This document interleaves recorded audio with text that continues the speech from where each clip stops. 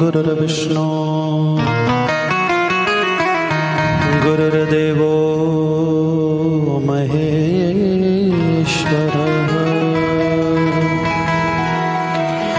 गुरुः साक्षात् परब्रह्म तस्मै श्री गुरवे नमः।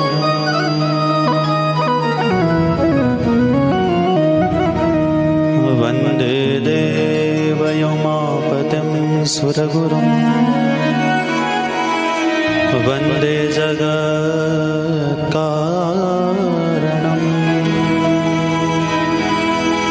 वन्दे पन्नगभूषणं मृगधरं वन्दे पशूनां पतिं वन्दे सूर्यशशाङ्कवह्निनयनं वन्दे मुकुन्दप्रियं वन्दे भक्तजनाश्रयं च वरदं वन्दे शिवं शङ्करम्। काली काली महाकाली कालिका परमेश्वरी सर्वानन्दकरे देवी नारायणि नमोस्तुते। पधारिये हनुमान जी विराजिए महाराज कथारंभ होत है रखूं हमारी लाज। हरे कृष्ण कृष्ण कृष्ण हरे हरे हरे राम राम राम हरे हरे।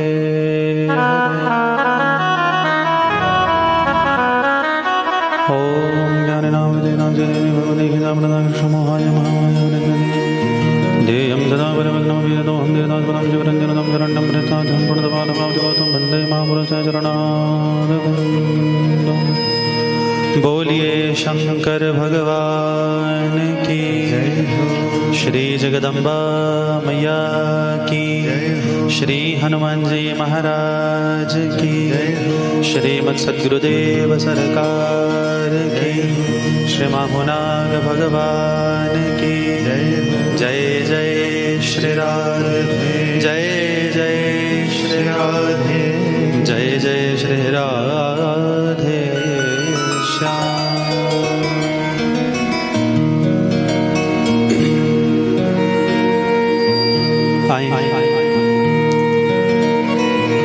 आज की कथा को आरंभ करने से पूर्व दो क्षण हरिनाम संकीर्तन का आश्रय लें और उसके बाद यहाँ आयोजित श्रीमद् शिव महापुराण के एकादश दिवसीय ज्ञान यज्ञ के पहले दिन में प्रवेश करेंगे।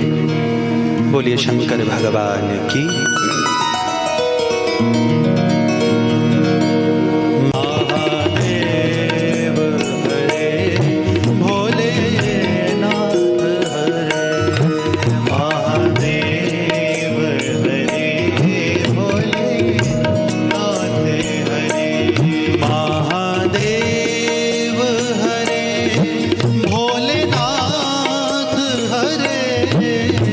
हरे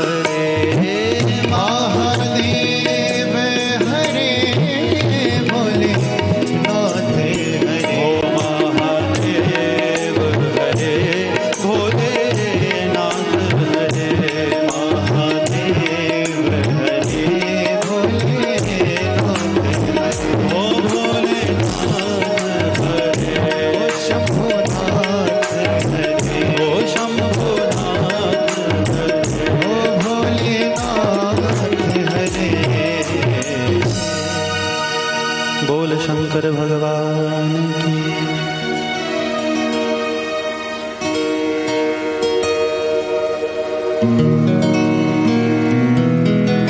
बोलिए शंकर भगवान की। अनंत कोटि ब्रह्मांड नायक श्रीमद सद्गुरुदेव जी के पावन चरण कमलों में प्रणाम करते हुए, कैलाशपति अवघड़ दानी भगवान शंकर के पावन चरण कमलों में प्रणाम करते हुए, अनंत बलवंत श्री हनुमंत लाल जी महाराज के पावन चरण कमलों में प्रणाम करते हुए, भगवान श्री माहुनाग जी की विग्रह उपस्थिति को प्रणाम करते हुए, स्थान देवता कुल क्षेत्र आदि देवों को प्रणाम करते हुए, पूज्य संत समाज के पावन चरण कमलों में प्रणाम करते हुए, और आप सभी के भीतर विराजमान उस पारब्रह्म परमेश्वर को प्रणाम करते हुए मेरी व्यासपीठ आप सभी का इस कथा पंडाल में हार्दिक स्वागत करती है। प्रेम से कहो नमः शिवाय। बहुत बहुत सौभाग्य की बात है कि भैया देखो भगवान कैसे संयोग जोड़ता है। गुजरात से पधारे हमारे मुख्य यजमान श्री हसमुख भाई एवं परिवार और पूज्य श्री अंगद गिरी महाराज जी की पावन सानिध्यता में यहाँ बड़ा सुंदर एकादशाह 11 दिन का श्री शिव महापुराण की कथा का समायोजन हुआ है, जिसमें मुझदास को कथा बांचने का अवसर प्राप्त हुआ है। तो मैं पूरे हिमाचल प्रदेश की ओर से भी यजमान परिवार का हिमाचल प्रदेश में हार्दिक स्वागत करता हूँ। जे हूँ गुजराती में बोलो तो तमारो अहियाँ खूब खूब स्वागत है। बोलिए शंकर भगवान की। अब भैया प्रदेश में जाकर अपनी भाषा, मैं कोई गुजराती नहीं हूँ, पर मुझे ऐसा लगता है जितना मुझे गुजराती से प्रेम है, मैं पिछले जन्म में पक्का गुजराती था। हाँ, जितना मुझे गुजरात से प्रेम है, हाँ, तो तुम्हारो यहाँ खूब खूब स्वागत है। यहाँ शिव पुराण में गुजराती में भूल चूको तो क्षमा कीजिएगा। बोले भक्त वत्सल भगवान की जय। ले चलूंगा आपको कथा की मूल धारा की ओर, पर पहले कुछ बातों से आपको परिचित करवाना चाहूंगा। मुझे दुख है इनसे नहीं, आप लोगों से, कि इतनी बड़ी सेवा भगवान ने आपके गांव में दी है, और जिस हिसाब से श्रोता दिखाई दे रहे हैं भैया, कछु बात नहीं, हमारे हिमाचल की नाक मत कटवाना। हाँ, मैं भी हिमाचल का ही, ठीक है, नाक मत कटवाए देना, क्योंकि हम हिमाचल से बाहर जाकर खूब कथा सेवाएं करते, तो हम जानते हैं बाहर के लोगों का कथाओं में कितना रस होता है। हिमाचल वाले कब से इतने ढीले ढाले होने लग गए। ठीक, आज तो पहला दिन है भैया, खूब बढ़िया बढ़ चढ़ कर आना। देखो मैं पहले स्पष्ट कर दूं, पहली बात, मैं कथाओं में ज्यादा नाचने गाने में विश्वास नहीं रखता। दूसरा, मेरी कथाओं में झांकियां नहीं होती, क्योंकि लोग दो ही इच्छाएं लेके पंडाल में आते हैं कि महाराज खूब बढ़िया झांकी देखने को मिलेगी, खूब बढ़िया कूद कूद के हमारे पहाड़ी में बोलो तो गिद्दा करेंगे। ये नाचने का पंडाल नहीं भैया। कृष्ण की कथा होती तो रास बताता, जगदम्बा की कथा होती तो गरबा बताता। भैया शंकर की कथा है, ये तो योग की कथा है, तो संभल कर आना पंडाल में। क्यों? क्योंकि ये रसिकों की प्रेम सभा है, यहाँ संभल कर आना जी। जो भी आए उन शंकर का हो जाए दीवाना जी। ऐसा बरसे रंग यहाँ पर जन्म जन्म तक मन भीगे। ध्यान देना, होली बिना चुनरिया भीगे। एक तो चुनरी तब भीगती है जब कृष्ण अपने प्रेम का रंग डालता है, कथा में उल्टा होता है। होली बिना चुनरिया भीगे, सावन बिना भवन भीगे। टिकट विकट कुछ नहीं यहाँ पर, दिल का दो नजराना जी। ये मस्तों की प्रेम सभा है, यहाँ संभल कर आना। यहाँ न झगड़ा जात पात का, झंझट ना मजहब का, कोई नहीं पूछेगा कौन जात के हो, कौन संप्रदाय के हो, शंकर के प्रेमी हो। भैया पंडाल हाथ फैलाकर तुम्हारा स्वागत करता है। आओ, मैं निमंत्रण देता हूँ खुले मंच से कि आओ। कथा न यजमान परिवार की, न महाराज जी की, न हमारी, कथा शंकर की है। शंकर तुम्हारा है तो कथा तुम्हारी है, बात समाप्त। ठीक भैया, यहाँ द्वैत की सुई न चुभती, घुले बतासा पानी में, पहने ताज फकीर घूमते मौला की राजधानी में। यहाँ प्रभु से मिलना हो तो पर्दे सभी हटाना जी। ये मस्तों की प्रेम सभा है, यहाँ संभल कर आना जी। और अंतिम पंक्ति पे गौर करना, 4 धाम का पुण्य मिले इस दर पर शीश झुकाने में। 4 धाम का पुण्य मिले इस दर पर शीश झुकाने में। मजा कहाँ वो जीने में जो मजा यहाँ मर जाने में। हाथ खोल कर मौत यहाँ पर चाहे खुद मर जाना जी। ये अमरों की प्रेम सभा है, यहाँ संभल कर आना जी। जो भी आए शिव शंकर का हो जाए दीवाना। बोले शंकर भगवान की। हाँ, ये मैंने पंक्तियां शुरुआत में कह दी, पता क्यों? कथा में आने का घाटा भी होता है, नुकसान भी होता है। अब लोग सोचेंगे महाराज ये कथावाचक तो उल्टी गंगा बहाने लग गए। कथा में आने का तो फायदा होता है, नुकसान कब तक होने लगो? भैया कथा में आने का सबसे बड़ा नुकसान भगवान से प्रेम कर बैठे। अब ये आप जानो, भगवान से प्रेम करना नुकसान है या फायदा? क्योंकि सबके लिए अलग अलग बात होती है। लोग कहे मेरा भाई रे बावरी, सास कहे कुल नासी, हर एक की अपनी अपनी अवस्था होती है। गुजरात के बड़े प्रसिद्ध संत हुए श्री नरसिंह मेहता, मैंने किसी ग्रंथ में पढ़ा, नरसिंह मेहता जी की पत्नी का शरीर शांत हुआ तो कहते हैं सारू थयु छूट्यो जंजाल सूक्ष्म भक्षी श्री गोपाल। सारू थयु यानी संतों के भक्तों के जीवन में जो भी अवस्था आई उन्होंने भगवान का प्रसाद मान के स्वीकार किया। प्रेम से कहो नमः शिवाय। और थोड़ा मैं कहना चाहूंगा, इस कथा के माध्यम से भगवान दो संस्कृतियों को, दो प्रदेशों को, दो प्रांतों को जोड़ रहा है। और हाँ, अभी आपको जोड़ कर दिखाऊंगा कि हिमाचल और गुजरात जुड़ते हैं आपस में कैसे। भैया मैं थोड़ा खोजी व्यक्ति हूँ। हाँ, व्यासपीठ पर ऐसे नहीं बैठता, बिना अध्ययन के नहीं बैठता, बिना तैयारी के नहीं बैठता, क्योंकि भगवान ने हमको केवल कथा को काम दिया है। हाँ, बीच बीच में थोड़ी ब्रज भाषा आएगी तो क्षमा करना। भगवान ने हमको केवल कथा की सेवा दी, हम कथा के अलावा कुछ नहीं करते। आप लोग जानते होंगे हमारे धर्म में पंचदेव पूजा का विधान है, 5 देवताओं की पूजा होती है, गणेश, दुर्गा, विष्णु, शिव, सूर्य। और यदि आप इन 5 का दर्शन करो तो पांचों हिमाचल से भी रिलेटेड हैं, गुजरात से भी रिलेटेड हैं। कैसे? पहले गणेश जी महाराज आपके मंडी में भगवान श्री सिद्ध गणपति, और अहमदाबाद के पास श्री कोट गणेश। आप दूसरा भगवती जगदम्बा, हिमाचल में जगदम्बा के 5 पीठ, नैना देवी, ज्वाला देवी, चिंतापूर्णी, कांगड़ा देवी, चामुंडा देवी। गुजरात में भैया पावागढ़ की महाकाली है तो चोटिला की चामुंडा है, ऊंझा की उमिया माता है तो आरासुर की अंबाजी है, और कहीं कच्छ में विराजमान भगवती श्री आशापुरा है। आप शिव की ओर आओ तो शिव के 3 महानतम पीठ गुजरात में हैं, सोमनाथ, नागेश्वर, हटकेश्वर। और हिमाचल में आओ तो मणि महेश, श्रीखंड, किन्नर, कैलाश, 3। और आगे चलो विष्णु जी की ओर तो हमारे वैष्णव धर्म की 3 महानतम पीठें गुजरात में हैं, द्वारिकाधीश, डाकोर, शामला जी। और हिमाचल में कुल्लू के रघुनाथ जी, चंबा के लक्ष्मी नारायण जी, मंडी के माधोराव। और 5वीं बात सूर्य की तो भैया रामपुर के पास जगह पड़ती है नित्थर, नित्थर का सूर्य मंदिर हो या मोढेरा का सूर्य मंदिर। पंचदेव पूजा की जो परंपरा है, जो प्रथा है, आपको सम्यक रूप से चलती हुई मिलेगी कहीं भी जाओ। शायद सौभाग्यशाली आप लोग नहीं है, सौभाग्यशाली मैं हूं। पता क्यों? क्योंकि आप जानते हैं सावन का महीना चल रहा है और मैं कल ही शिव पुराण समाप्त करके आया। तो इस बार 28 दिन के सावन में भगवान ने मुझे 22 दिन शिव पुराण के ही दिए। चल भैया इस बार खूब राधे कृष्ण कर लिया, अब की बार हर हर महादेव कर। आनंद है इस चीज से, ठीक। तो हाथ जोड़ के निवेदन, पांडाल में बस ये सोचकर बैठना कि व्यासपीठ पर आपके घर का कोई बालक बैठा है, कोई भूल चूक हो तो भैया क्षमा करने की कृपा करना, क्योंकि ठाकुर जी ने ये सेवा बहुत लंबे समय से दी है, पर इस स्थान पर पहली बार आना हुआ है। और जब इतने बड़े मंच सजे होते हैं, इतने बड़े पंडाल सजे होते हैं, पंडाल का अर्थ कथा की गैदरिंग से या फिर पंडाल की लंबाई चौड़ाई से नहीं होता। आप जानते हैं साथ में बहुत कुछ चल रहा है। शतचंडी है, जगदम्बा बैठी है 100 रूपों में, ठीक है। 11 हवन कुंड है, दर्शन करना हो तो बाहर से करना, ठीक है भैया, अंदर की कुछ मर्यादाएं हैं। आप लोगों को सौभाग्यशाली स्वयं को मानना चाहिए कि एक संत का प्रकल्प, श्री अंगद गिरी जी महाराज, एक संत के प्रकल्प ने आज देखो कितना सुंदर आपको ये मेला सजा कर दिया है। ये मेला है शंकर का, कोई कथा नहीं है, ये शंकर का मेला है। प्रेम से कहो नमः शिवाय। तो बिना किसी विलंब के चलो मेरे साथ शिव पुराण की धारा की ओर। आज चर्चा करेंगे महात्म्य की। पहला दिन था तो कथा किंचित विलंब से आरंभ हुई है भैया, तो यथाशक्ति कथा को लेकर जाने की चेष्टा करूंगा। और पहले ही आपको निवेदन कर दूं कि कल से कथा नियत समय पर, निश्चित समय पर 1 से 4 बजे तक चलेगी, ठीक है।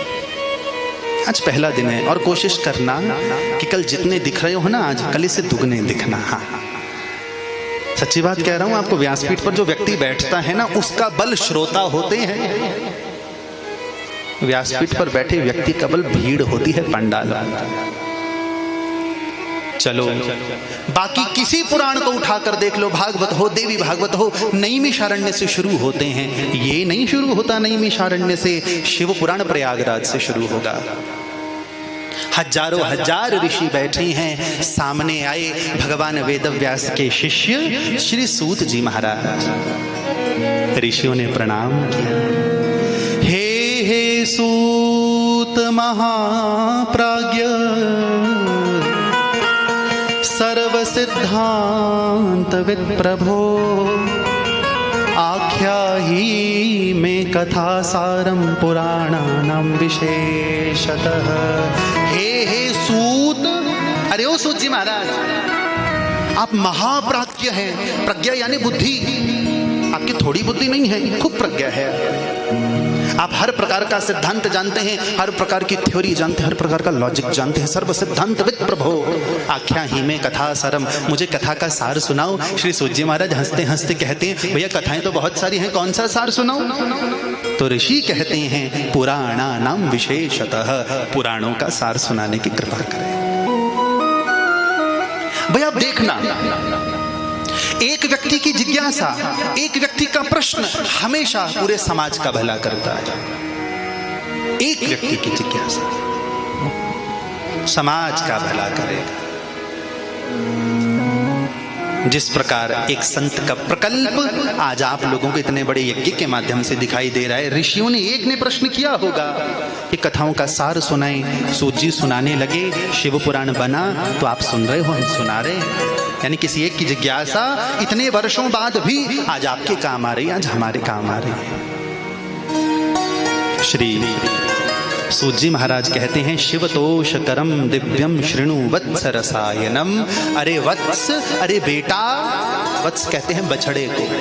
गाय जिस प्रकार प्रेम से अपने बछड़े को दुलराती है, आप देख लो श्रीमद् भगवत गीता में जगह जगह कृष्ण अर्जुन को वत्स कहते हैं। क्यों? मुझे तो प्रिय है। कैसे? जैसे गौ को अपना बछड़ा प्यारा होता है। हे वत्स, मैं तुझे कथा नहीं सुना रहा। भैया यहां शब्द आया रसायन। अब रसायन क्या होता है? रसायन दवाइयां बनाने में उपयोग होता है। तो कथा को रसायन कहने की आवश्यकता क्या पड़ी? भैया किसी किसी के जीवन में कथा दवाई का काम करती है। आपको क्या लगता है पंडाल में इतने लोग बैठे हैं, हर व्यक्ति एक भाव के साथ आया होगा? नहीं नहीं नहीं। मुझे मत बताना तुम्हारे मन में क्या चल रहा है, मुझे मत बताना तुम्हारे मन में कौन सी शंका, कौन सी जिज्ञासा चल रही है, इनसे कहना। और ये फिर निर्णय करेंगे तुम्हारे जीवन में कथा किस रूप में आनी चाहिए, रस के रूप में, अमृत के रूप में, भक्ति के रूप में, या रसायन के रूप में।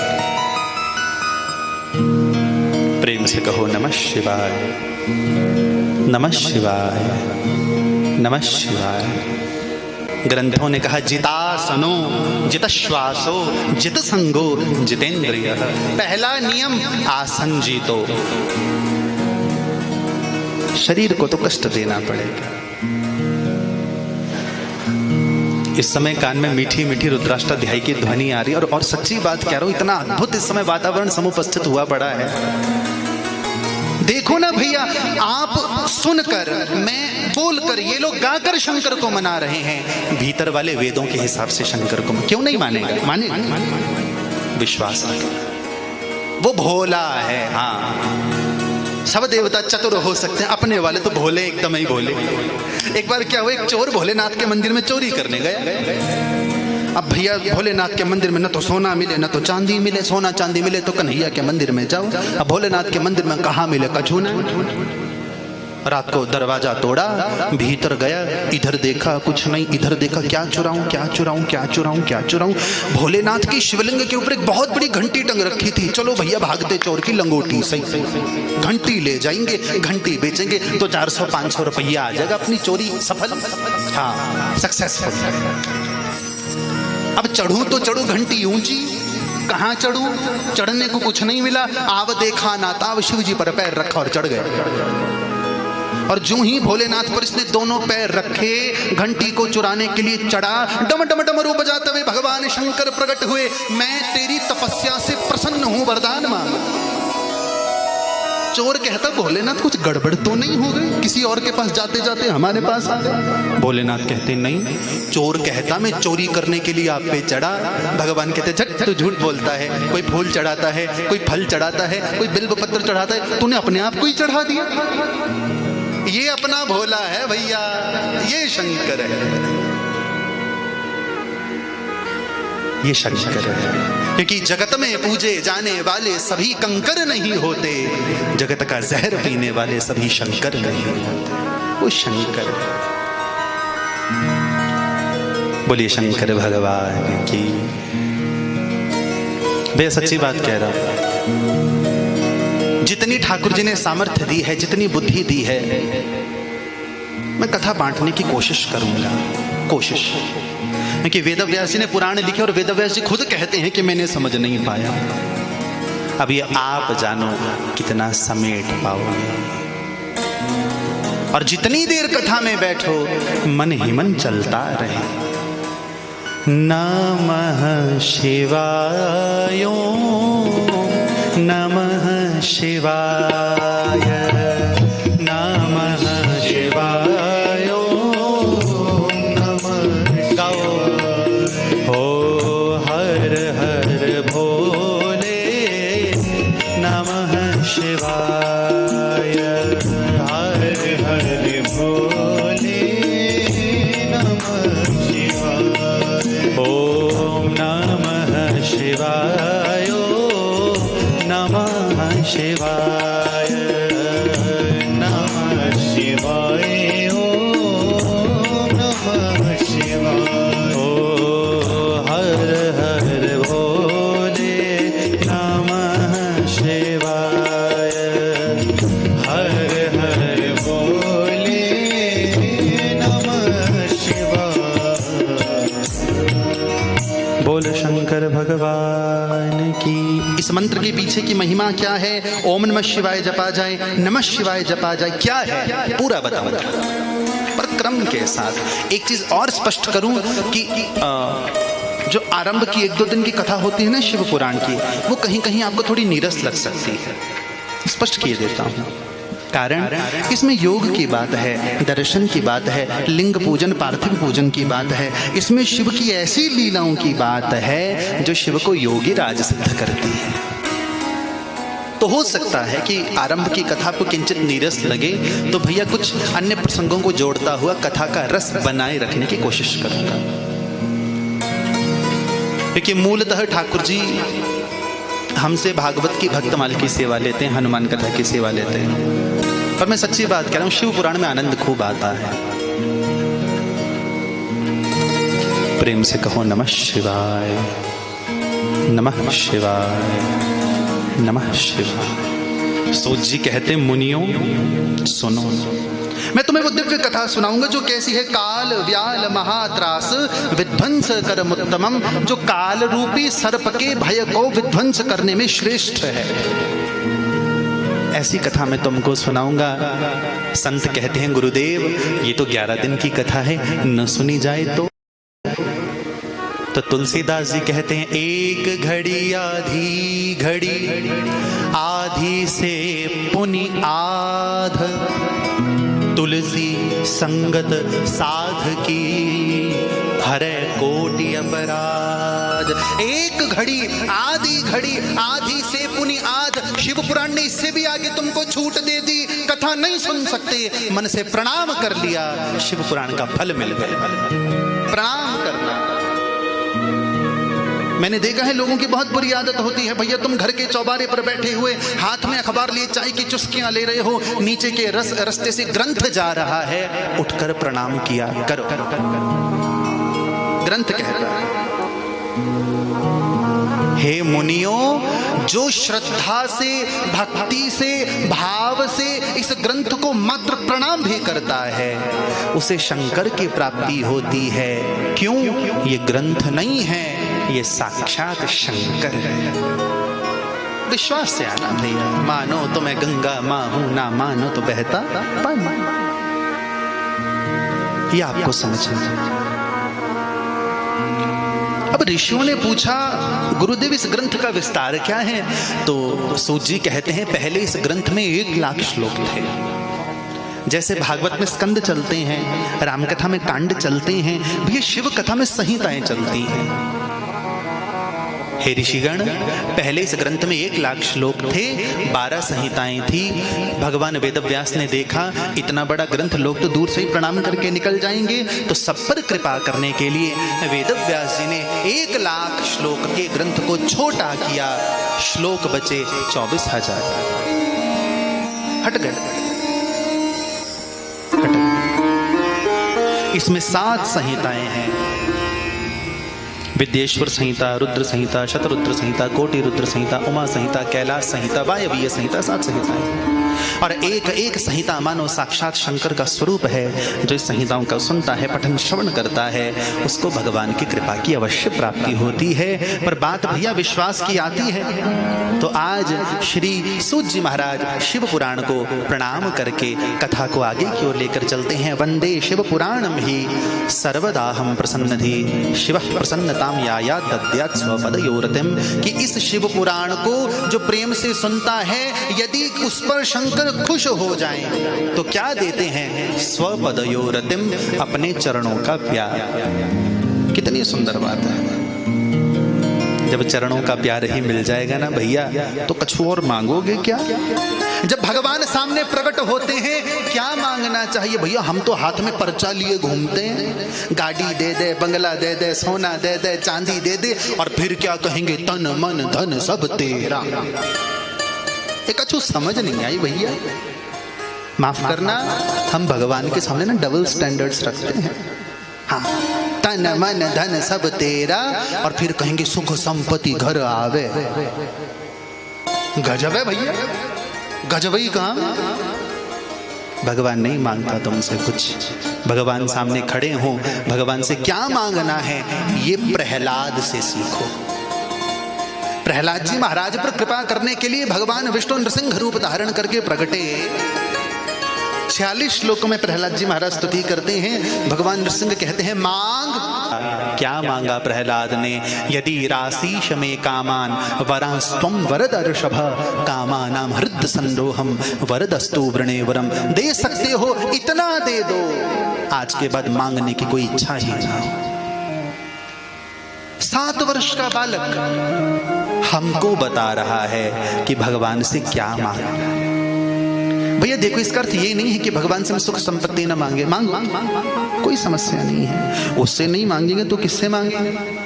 पर इसका अर्थ ये नहीं है कि हम भगवान के आगे मनौती करें, भगवान हमारा काम पूरा करे, फिर हम भगवान को भूल जाएंगे। और लोग ऐसा करते हैं। हाँ, फिर जब भगवान किंचित परेशान करते हैं, भगवान भी परेशान करते हैं, फिर व्यक्ति फिर भागा भागा मंदिरों की ओर जाता है, साधु संतों के चरणों में जाता है। नहीं, जो करते रहोगे भजन धीरे धीरे, तो मिल जाएगा वो सजन। धीरे शब्द क्यों लगाया? क्योंकि कबीरदास जी ने कहा, धीरे धीरे रे मना, धीरे सब कुछ होय, माली सींचे 100 घड़ा, ऋतु आए फल हो।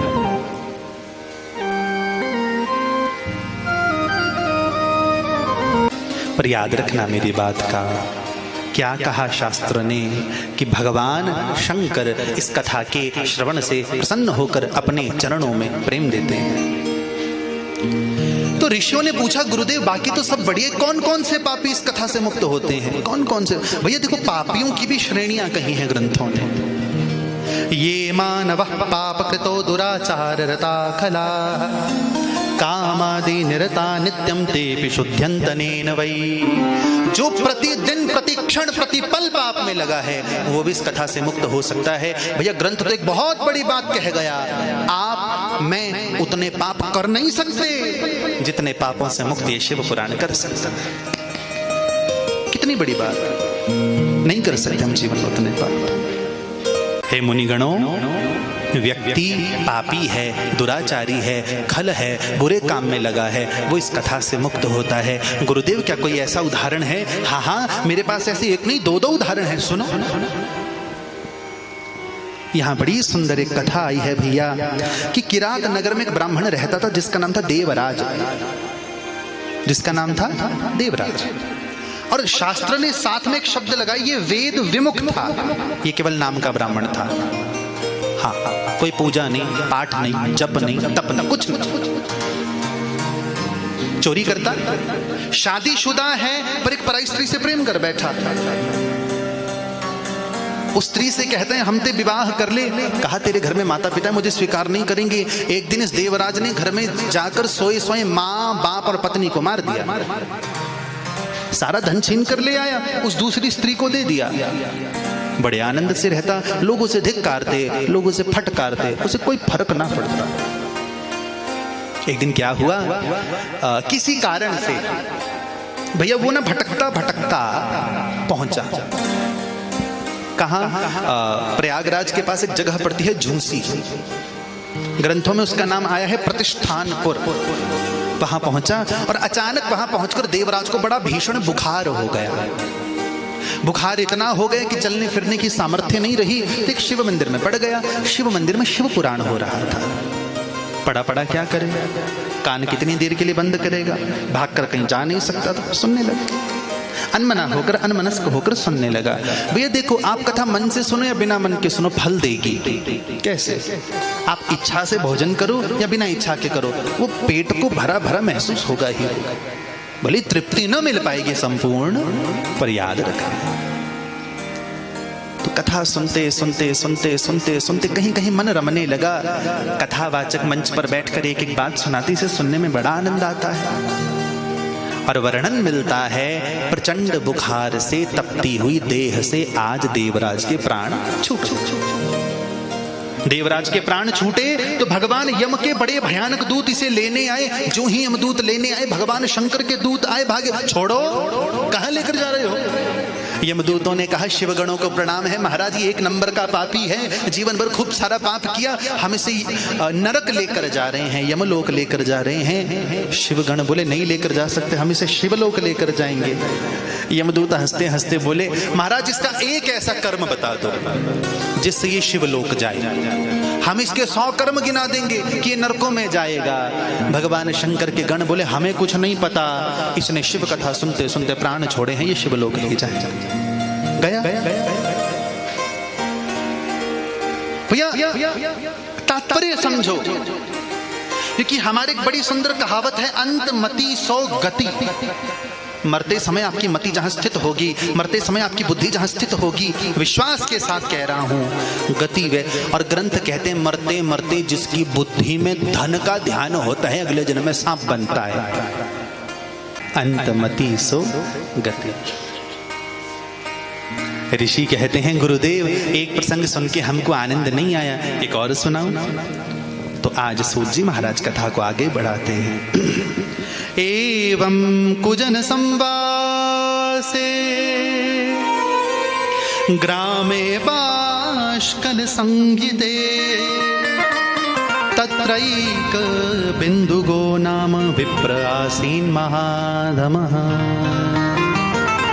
एक बाष्कल नामक नगर है, वहां पर एक ब्राह्मण रहता है जिसका नाम बिंदुग। और शास्त्र ने क्या कहा, बिंदुग कैसा है? महाधमा, बिल्कुल अधम, बिल्कुल पापी। पत्नी है, नाम चंचुला। पत्नी से प्रेम नहीं करता, किसी अन्य स्त्री से प्रेम करता है। और ग्रंथ ने तो इतना भी कहा, चंचुला ने जब देखा मेरा पति मुझसे प्रेम नहीं करता, तो चंचला भी चरित्रहीन हुई। चंचुला भी चरित्रहीन हुई। एक दिन बिंदुक को पता चला कि ये किसी पर पुरुष से मिलने जाती है। बिंदुक ने उसे बहुत मारा और चंचुला आक्रोश में बोली कि आप स्वयं कौन सा मेरे साथ पूरी ईमानदारी के साथ संबंध निभा रहे हैं।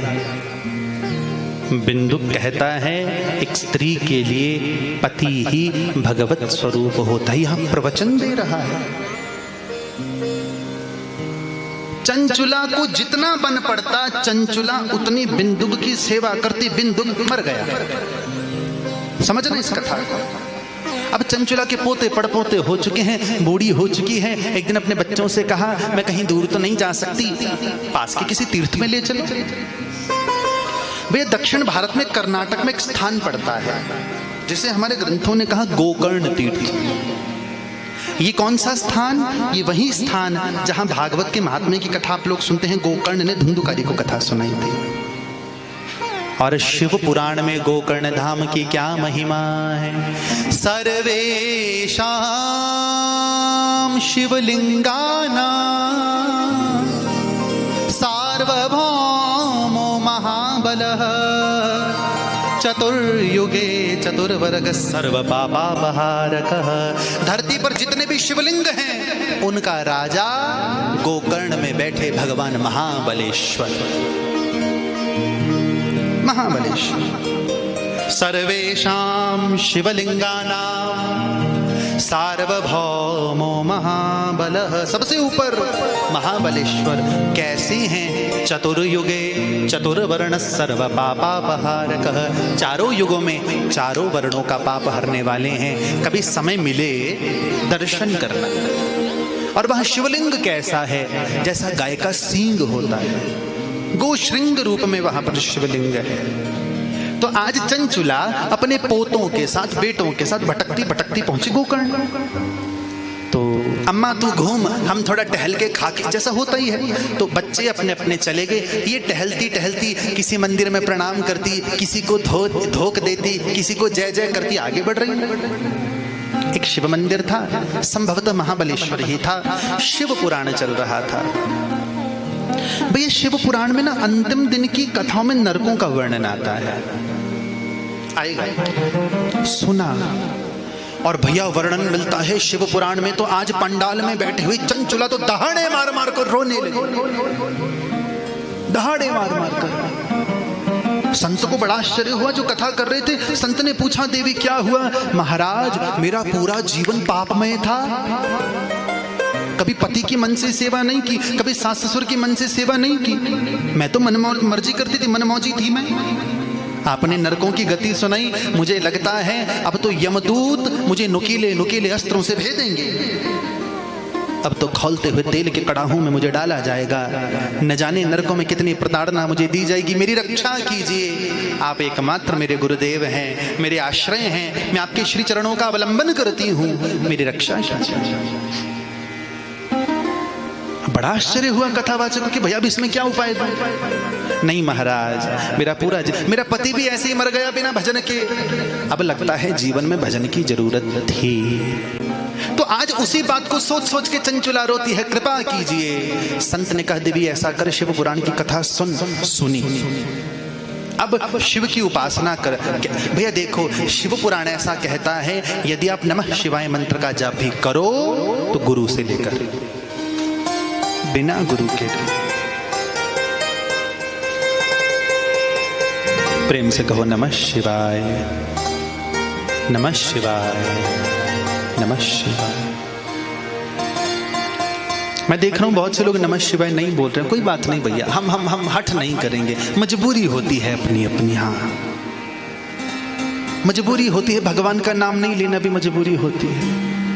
एक बार कहीं कथा चल रही थी तो आगे एक अम्मा बैठी थी। तो महाराज बड़े प्यार से संकीर्तन करावे। कंस निकंदन ब्रज जन रंजन देवकी नंदन तव शरणम। अब अम्मा के पति का नाम देवकी नंदन। अब पहले तो लेते नहीं थे, आजकल की तो राम नाम। हाँ, तो अम्मा भी कीर्तन करे। कंस निकंदन ब्रज जन रंजन तव शरणम। महाराज बोला, मैं ये हूँ क्या है? कहा, महाराज हमारे में पति का नाम नहीं लेते तो मत गा। नहीं महाराज, नहीं गाऊंगी तो फल कैसे मिलेगा? तो पूरा गा। नहीं महाराज, पति का नाम नहीं लेते तो मत गा। तो फल कैसे मिलेगा? तो पूरा गा। अब दोनों भैया अड़ गए। और बात भी सही है, कोई हूँ करेगा तो ताल टूटती है। तो अब अम्मा घर लौटी, पूरी रात सोचती रही क्या करूं, पति का नाम भी ना लेना पड़े, भगवान का कीर्तन भी हो जाए। अगले दिन अम्मा कथा में पहुंची, व्यास जी ने कथा बाद में शुरू की। पहले अम्मा से पूछा, कीर्तन करेगी? हाँ महाराज। पूरा करेगी? हाँ महाराज। तो नहीं करेगी? नहीं महाराज, नहीं करूंगी। अब लगे महाराज संकीर्तन करवाने। कंस निकंदन ब्रज जन रंजन देवकी नंदन तब शरणम। अम्मा भी गाए कंस निकंदन ब्रज जन रंजन गुड़िया के पापा तब शरण। तुलसी सीता राम को रीझ भजो या खीज, बोने ते उपजो सही उलटो सीधो भी। भजा करो साहब, भजा करो, भगवान का नाम लिया करो। तो आज उस कथावाचक को गुरु के स्वरूप में धारण करके चंचुला बैठी है तुंगभद्रा नदी के किनारे। संत ने हाथ में भस्म ली, शंकर का नाम लगाकर मली है, उसके माथे पर त्रिपुंड लगाया है, उसके कान के पास मुख लेकर गए। संत ने मंत्र फूंक दिया, नमः शिवाय। संत ने मंत्र दे दिया, दीक्षित हो गया चंचुला, दीक्षित। और वर्णन आता है शिव पुराण में, तुंगभद्रा नदी के किनारे बैठकर भैया इसने बड़ा कठिन तप आरंभ किया। किसने? चंचुला ने। रोज तुंगभद्रा नदी के किनारे से बड़ी साफ जगह से मिट्टी लेकर आती और पार्थिव शिवलिंग बनाती। भैया हमारे हिमाचल में कल्चर थोड़ा कम है पार्थिव शिवलिंगों का। कल हम सुंदरनगर से शिव पुराण कर आए, तो एक दो दिन पहले, क्योंकि एक संत के द्वारा वहां शिव पुराण हो रहा था, तो महाराज श्री की आज्ञा से हमने पार्थिव पूजन करवाया और लोगों ने बड़ा बढ़ चढ़कर भाग लिया। मतलब व्यक्ति अपने हाथ से मिट्टी का शिवलिंग बनाएगा। कैसे बनाएगा वो बताऊंगा थोड़ी देर बाद। अपने भाव से अपना शंकर आप खुद बनाओगे, बस। तुम्हारा भगवान वो नहीं जो तुम्हें तुम्हारा पड़ोसी तुम्हारा मित्र बता रहे हैं ना। गुरु परमेश्वर एक को जान, श्री गुरु ग्रंथ साहिब जी में लिखा है, एक ही। जैसा तुम्हारा मन करे ना तुम्हारा भगवान वैसा हो। हाँ, पर रुकना क्यों? अब मैंने देखा जहां मन की बात आती है ना कि महाराज हमारा भाव ऐसा है, वहां लोग अपराध करते हैं। आजकल के समय में सबसे बड़ा अपराध आप लोगों ने भी देखा होगा, और माताएं ये पाप सबसे ज्यादा कर रही हैं। लोग अपने लड्डू गोपाल को टोकरियों में ले लेके घूमते हैं। सबसे बड़ा पाप। महाराज ये हमारा बेटा है, भैया तुम्हारा भाव बेटे का है, माना है तो ब्रह्म, है तो भगवान, और जहां भगवत स्वरूप आया वहां मर्यादा लगी। दलिया में ले लेके डोलती हैं माता। हम एक जगह कहीं कार्यक्रम के लिए गए, हम नाम नहीं लेना चाहते जगह का। तो अब जैसे आप जानते हैं हमारे हिमाचल में लोग पंगत में बैठकर भोजन करते हैं, बाहर टेबल लगे होते हैं, स्टैंडिंग सिस्टम होता है। तो भोजन बंटने लगा तो गोल गोल टेबल लगे हैं, तो माताएं चारों ओर भोजन करने बैठ गई, बीच में अपने लड्डू गोपाल रख दिए। अरे भैया जूठन के लिए मिला लड्डू गोपाल? नहीं, ये शास्त्र मर्यादा बिल्कुल नहीं है। यदि घर में तुम भगवान की सेवा नहीं कर सकते, हाथ जोड़कर निवेदन, मूर्तियां मत रखो, क्योंकि तब तुम्हारे घर में मूर्तियां पाप देकर जाएंगी, पुण्य नहीं। शास्त्र की बात कह रहा, मत करो। तो चंचुला आज अपने मन के भाव के अनुसार शिव का स्वरूप बनाती, पर शास्त्र की मर्यादा में रहकर, क्योंकि कृष्ण श्रीमद् भगवत गीता में कहते हैं, यह शास्त्र विधि मुत्सृज्य वर्तते कामकारतः न स सिद्धिमवाप्नोति न सुखम न पराम गतिम। जो शास्त्र की विधि छोड़कर मनमाना आचरण करता है, कृष्ण कहते हैं अर्जुन, न उसे सिद्धि मिलती है, न सुख मिलता है, न गति मिलती, नहीं मिलती। बोले शंकर भगवान की। धीरे धीरे धीरे धीरे चंचुला ने भोजन घटाया। एक दिन प्राण छूट गए। सोचो भैया, थोड़ी देर पहले आपने देवराज की कथा सुनी। उस देवराज ने जीवन में कुछ नहीं किया, मरते मरते शिव पुराण सुना, उसे शिव जी का धाम मिला। ये तो शिव का तप करती है। शिव के दूत इसे लेने आए, आज देखा है चंचुला ने सामने शंकर बैठे हैं। और याद रखना, ग्रंथ एक मुखी शिव की बात नहीं करते। शिव पुराण के जो शिव है वो 5 मुखी है। आज अपना सौभाग्य मानती है, न तीर्थ में जाती, न शिव पुराण सुनती, न मंत्र मिलता, न शंकर मिलता। आज चंचुला भगवान शंकर की स्तुति करती है। ध्याये नित्यं महेशं रजतगिरिनिभं चारुचन्द्रार्कवतंसं रत्नाकल्पोज्ज्वलांगं परशुमृगवराभीतिहस्तं प्रसन्नम् पद्मासीनं समन्तास्तुतममरगणैः व्याघ्रकृतिं वसानं विश्वाद्यं विश्ववन्द्यं निखिलभयहरं पंचवक्त्रं त्रिनेत्रं। बोल शंकर भगवान की। आज चंचुला चरणों में लौट गई। बलिहार बलिहार बलिहार। चलो आज आपको एक अंदर की बात बताता हूं। हाँ, और इस मामले में हमारे हिमाचल के लोग गड़बड़ कर जाते हैं। भैया श्रृंगार के 2 देवता हैं। एक देवी के अलावा हर देवी को श्रृंगार पसंद है। कौन देवी? धूमावती। इन्हें श्रृंगार नहीं चढ़ता। आपने देखा होगा तस्वीरों में, भगवती धूमा देवी विधवा है। देवी भागवत होता तो विस्तार दे देता। स्पर्श कर रहा। धूमा देवी विधवा है। पार्वती हैं जो क्रोध में शंकर का भक्षण कर गई थी, तो इन्हें श्रृंगार नहीं चढ़ता। बाकी इनके अलावा हर देवी को श्रृंगार पसंद है। पर 2 देवता ऐसे हैं जिन्हें श्रृंगार पसंद है। पहले विष्णु, और विष्णु में भी विशेषकर राम और कृष्ण। दूसरे शंकर। हाँ, हिमाचल में तो मजा ले कोई भोलेनाथ का श्रृंगार करे। हाँ, जो उनकी तपतपाती गर्मी हो या दिसंबर की बर्फ पड़ी हो, भोलेनाथ पे तो ठंडे पानी को लोटो ही चढ़ेगा। हाँ, खुद भली 100 लोड़ के जाएंगे, कांपते कांपते हर हर महादेव लो बोले। हाँ? होता है भैया। भोलेनाथ का कभी दर्शन करना हो ना श्रृंगार का, तो सबसे गजब श्रृंगार मुझे लगता है 2 ज्योतिर्लिंगों में होता है। पहला सोमनाथ, क्या गजब स्वरूप धारण करते हैं भोलेनाथ। दूसरा महाकाल, उज्जैन। और आप यदि कभी सोमनाथ जाएं तो सोमनाथ मंदिर के ठीक बगल में इंदौर की महारानी श्री अहिल्याबाई होलकर जी के द्वारा एक शिव मंदिर बना है, और उसका हूबहू वैसे ही श्रृंगार होता है जैसा श्री सोमनाथ जी का होता है। करूंगा चर्चा आने वाले दिनों में जब हम ज्योतिर्लिंगों पर चर्चा करेंगे। और भैया याद रखना, मेरी व्यासपीठ केवल शास्त्र की बात नहीं करती, आपको सुनना पड़ेगा कैसे हमारे तीर्थों ने विदेशी आक्रमणों को झेला है।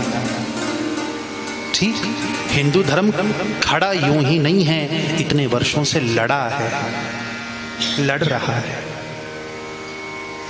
समझना। तब दर्शन करती है चंचुला भगवान शंकर का। पार्वती जी को चंचुला बड़ी प्यारी लगी, और किस्मत देखो पार्वती जी ने चंचुला को अपनी सखी बना लिया। सखी। सुबह सुबह का समय, आज भगवती पार्वती दर्पण के सामने बैठे बैठे श्रृंगार कर रही हैं। चंचुला पास में ठाड़ी जगदम्बा को पंखा झल रही है। चंचुला की आंखों में आंसू हैं। माँ ने पूछा, बेटी क्या हुआ? कहा, माँ मैं तो आपके पास आ गई। मेरे पति ने पूरे जीवन पाप किया, मुझे नहीं पता वो कहाँ है। कुछ ऐसी कृपा करो कि मैं भगत हूँ, मैं तेरा भजन करती हूँ, मेरे पति को भी कुछ कुछ मिले। माँ भगवती मुस्कुराती मुस्कुराती कहती, पति का ध्यान, वो भी इतने समय बाद। चंचुला बोली, माँ बंधी हूँ, भूलूं कैसे। माँ भगवती ने कहा कि तेरा पति तो भयंकर नरकों को भोगता हुआ इस समय विंध्याचल पर्वत पर, विंध्याचल पर्वत उत्तर प्रदेश मध्य प्रदेश की सीमा पर पड़ता है। वैसे तो विंध्याचल पर्वत भैया मध्य प्रदेश से गुजरात तक फैला है, विंध्य पर्वत श्रृंखला। तो विंध्य पर्वत पर तेरा पति प्रेत रूप में आज चंचुला रोती रोती शंकर के चरणों में, पार्वती के चरणों में निवेदन करती है। आओ 2 पंक्तियों के साथ चलो आप भी, चलो हम भी शंकर के चरणों में निवेदन करें। क्या? भोलेनाथ दया करना, मैं तेरे भरोसे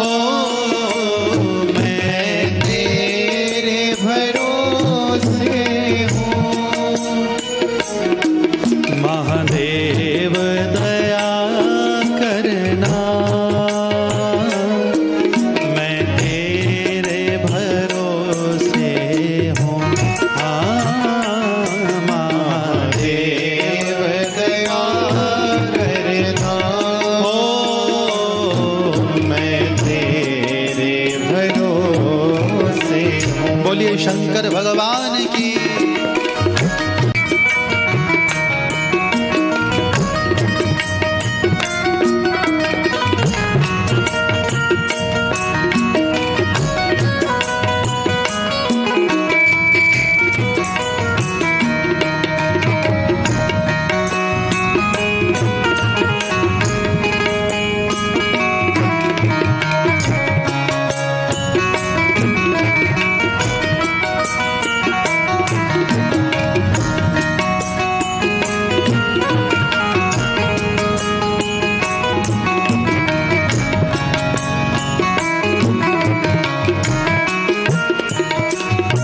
ना घर के भरोसे हूँ, परिवार भरोसे हूँ, ना घर के भरोसे हूँ, परिवार भरोसे हूँ, ना घर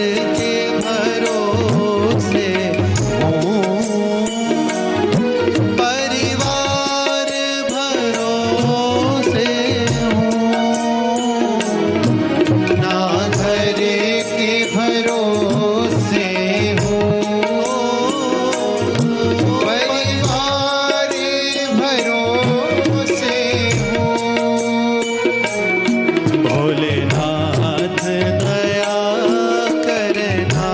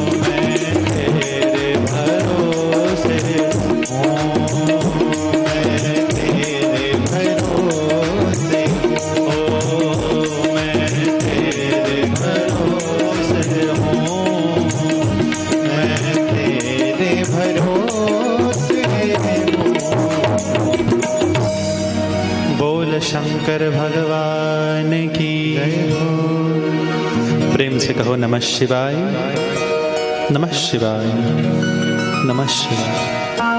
भगवान शंकर ने कहा कि देवी, तेरा पति तो विंध्य पर्वत पर बड़ा भयानक प्रेत हुआ है, हम यही चर्चा कर रहे थे। माँ, उसकी कृपा, उनकी मुक्ति का कोई साधन दो।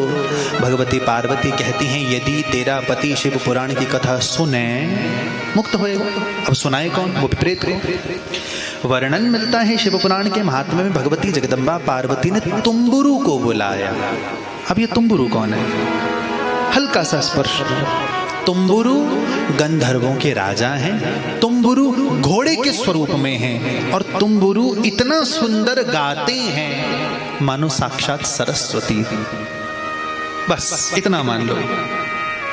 और भगवती जगदम्बा पार्वती के आदेश पर आज गंधर्वराज तुम्बुरु कैलाश पर आए। मां, आज्ञा दीजिए।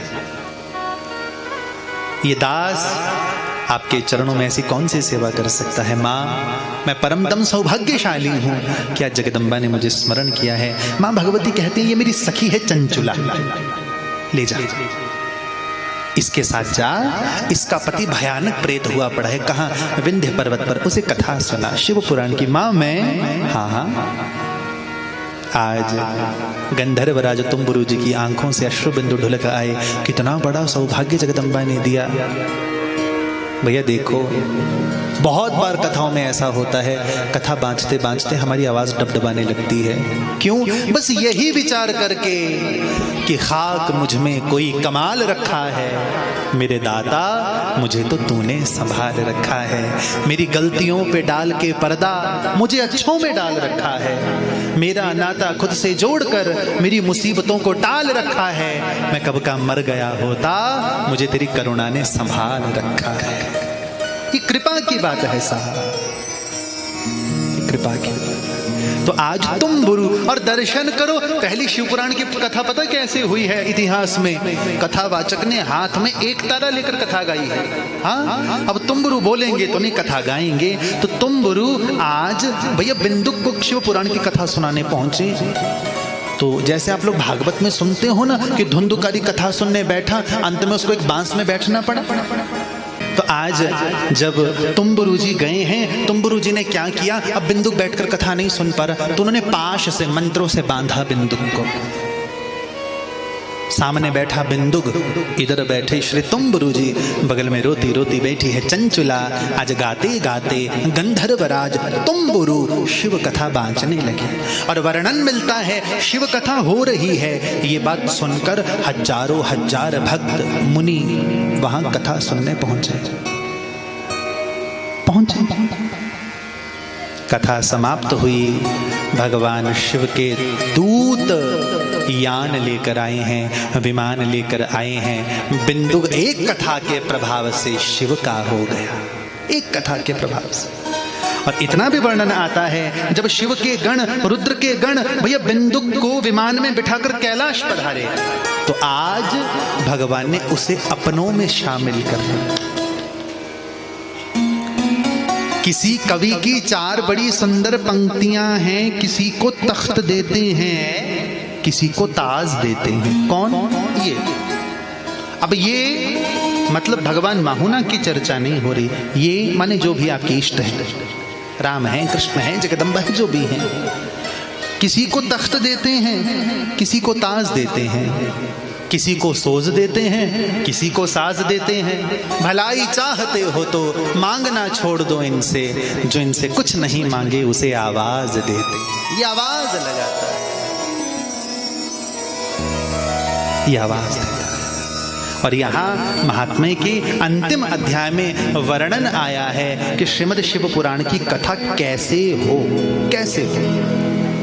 बहुत से लोग यहाँ पंडाल में ऐसे बैठे होंगे जिनके मन में इच्छा होती कभी हमारे घर में भी पंडाल सजे, कभी हम भी कथा के जजमान बने। भैया एक बात तो मैं आपको दावे के साथ कह सकता हूँ, कथा पैसा नहीं है, कथा कृपा है। जब तक शंकर का आदेश नहीं ही लगेगा तुम्हारे घर में कथा नहीं होने वाली। और जिस दिन आदेश लग गया, भले ही तुम्हारी जेब में भैया फूटी कौड़ी ना होए, हाँ वो सब की सब व्यवस्था खुद ही करेंगे। बोली भक्तवत्सल भगवान की। आज यहाँ श्री वेदव्यास जी शिव पुराण कैसे हो उसका वर्णन करते हैं। वही एक बड़ी सुंदर बात यहाँ शिव पुराण में कही गई, विवाहे यादृशम चित्तम तादृशम परिकल्पये, कि जैसी आप लोगों को खुशी शादी में होती है ना, मैं नहीं कह रहा, शिव पुराण कह रहा है, विवाहे यादृशम चित्तम तादृशम परिकल्पये, कथा में भी आपका उत्साह ऐसा होना चाहिए। ना ना, लोग तो ऐसे उठ उठ के आते, जाना पड़ेगा वरना पता नहीं पड़ोसन क्या बोलेगी। हाँ। मैं सच्ची बात कह रहा हूँ, शहरों में कथाएं करने जाते तो माताएं खूब बढ़िया बन ठन के आती, खूब बढ़िया। क्यों? भगवान से मिलने जाना है। हाँ, हमारे बाली तो सोचती हैं भैया आहा नहीं गई तो पड़ोसन बोलेगी, ये तो भगवान को मानती नहीं। हाँ, भगवान की चिंता तो कम ही होती है, पड़ोसन की ज्यादा होती है। आया तो जैसा तुम्हारा उत्साह, जैसा तुम्हारा आनंद, जैसे तुम्हारे हर्ष की अतिरेक शादी में होता है, वैसा ही कथा में होना चाहिए। विवाहे यादृशम वित्तम, ये भी कहा गया, क्योंकि मैंने देखा है भगवान के नाम पे लोग कई बार कंजूसी कर जाते हैं। हाँ, आप किसी, जब सावन का महीना चल रहा है तो आजकल सोशल मीडिया पे प्रवचन खूब चलते हैं। माफ करना, मैं थोड़ा सोशल मीडिया वाला कथावाचक, कुछ अलग विषयों पे भी बोलता हूँ। तो आजकल खूब प्रवचन चलता है, शिवलिंग पे दूध मत बहाओ, गरीबों को दो, आता है ना। इनको ये बात तब क्यों नहीं याद आती जब घर में 2-2 हजार की बोतलें गटका जाती हैं। ठीक, ये प्रवचन तब याद क्यों नहीं आता? भैया शिव ने कभी नहीं कहा कि गरीब का भाग मुझे दो, शिव ने तो कहा है मेरा भाग मुझे दो, गरीब का भाग गरीब को। भैया धन हमारा, पात्र हमारा, शिव जी हमारा, खूब आते हैं आजकल, हिंदुओं को प्रवचन देने बहुत आते हैं। ना ना, तुम अपनी भावना के अनुसार चलो, कोई आवश्यकता नहीं है किसी का अनुकरण करने की। तो भगवान आज कथा के विषय में कहा गया कि भैया खासकर उन लोगों को कथा में बुलाओ जो भगवान के 1 नंबर के दीवाने हैं। कई होते हैं, हर गांव में ऐसे व्यक्ति होते हैं जो कथा के, कीर्तन के, भजन के, मंदिर के खूब बढ़िया रसिक होते हैं। ग्रंथ कहता है दूर दूर तक निमंत्रण पत्रिका भेजी जाए, आओ आओ यहाँ शंकर का मेला सजने वाला है, आओ आओ। और ग्रंथ ने तो इतना भी कहा, व्यवस्था इस हिसाब से हो। कई बार हमने कथाओं में ऐसा देखा है, भीड़ बढ़ जाती है, पंडाल घट जाता है और बाद में आने वाले दुखी होकर लौटते हैं। शास्त्र ने कहा ऐसा बिल्कुल ना हो, कथा के पंडाल में आने वाला एक एक शंकर का भक्त शंकर की कथा सुन पाए। भाई कई जगह तो हम ऐसे ऐसे पंडालों में भी कथा करने जाते हैं जहाँ पर 15-15, 20-20 हजार श्रोता बैठे होते हैं। पीछे वालों के लिए तो पंडाल के बीच में टीवी लगाए होते हैं। और मैंने देखा ये श्रोताओं की आदत भी है, देखा जाए तो सही बात भी है। हर श्रोता की इच्छा होती है कि वो कथावाचक को सामने बैठकर सुने, टीवी के सामने। कि जो आनंद पंडाल में बैठकर कथा सुन, भैया इसका मतलब ये थोड़ी कि अगर मैं कथावाचक हूं तो मैं श्रोता नहीं हूं, हम भी तो श्रोता हैं। कथा कहने का पहला नियम वृंदावन में संत कहा करते थे, कथा सुनने की हिम्मत रखो। सुनोगे, भीतर कुछ जाएगा तभी तो कहोगे ना। और यहां मुझे वेदव्यास जी की एक बात बड़ी अच्छी लगी। अब मन में 2 विचार चल रहे हैं, बोलूं कि न बोलूं। भैया डरना पड़ता है कई बार श्रोताओं से भी। हाँ याद रखना भैया, कथा मनोरंजन नहीं है, कथा मनोमंजन है, मन को मांझती है, एंटरटेनमेंट नहीं। तो यहां वेदव्यास जी कथावाचक के लक्षण लिखते हैं, सुनने वालों के बाद में, पहले कथा वाचने वालों के। पुराणज्ञः शुचिर्दक्षः शांतो विजितमत्सरः साधु कारुण्यवान वाग्मी वदेत् पुण्यकथामिमां। नंबर 1, पहला नियम, कथावाचक का पहला लक्षण पुराणज्ञः, उसे पुराणों का पता हो। जिस विषय पर बोलने बैठा है उस विषय में अधिकार तो हो, कुछ प्रैक्टिस तो हो। दूसरा दक्ष, वो एक्सपर्ट हो, वो निष्णात हो, शांत हो, वाग्मी हो। वाग्मी मने बोलने का चतुर। यानी पंडाल में यदि अनपढ़ व्यक्ति आए तो उसे लगे कि कथा उसके लिए है, पंडाल में पढ़ा लिखा व्यक्ति आए तो उसे लगे कथा उसके लिए। वो सबको लेकर चलने वाला हो। और श्रोताओं के लिए लक्षण लिखे, बोलूं? चलो बोल ही देता हूं भैया, मान्य तो काहू ने है नहीं, बोल ही देते।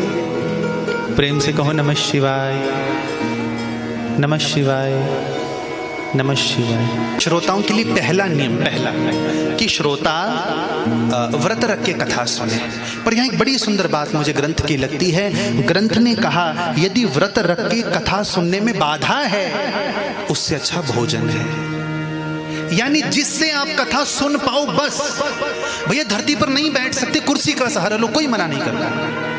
ये तप नहीं है, ये भजन है। शरीर की समस्याएं हर व्यक्ति के साथ होती हैं, नहीं बैठ सकते धरती पर, कोई समस्या नहीं है। अब कुर्सी का अवलंबन करें, पर बस निवेदन इतना, हाथ जोड़ के 3 घंटे नहीं 3 मिनट बैठो पंडाल में, ईमानदारी के साथ बैठो।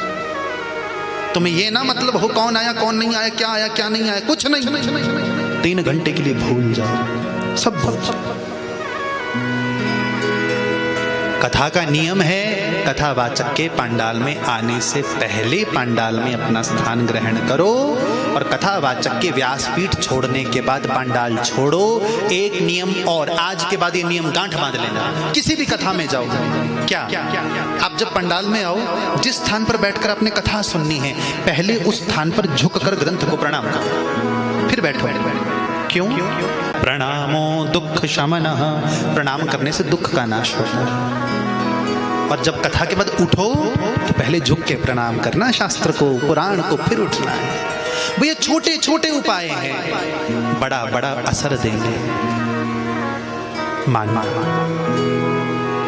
और ग्रंथ ने इतना भी कहा, खाली मत आना कथा, मतलब कुछ मांग लेकर आना, कुछ मन्नत लेकर आना।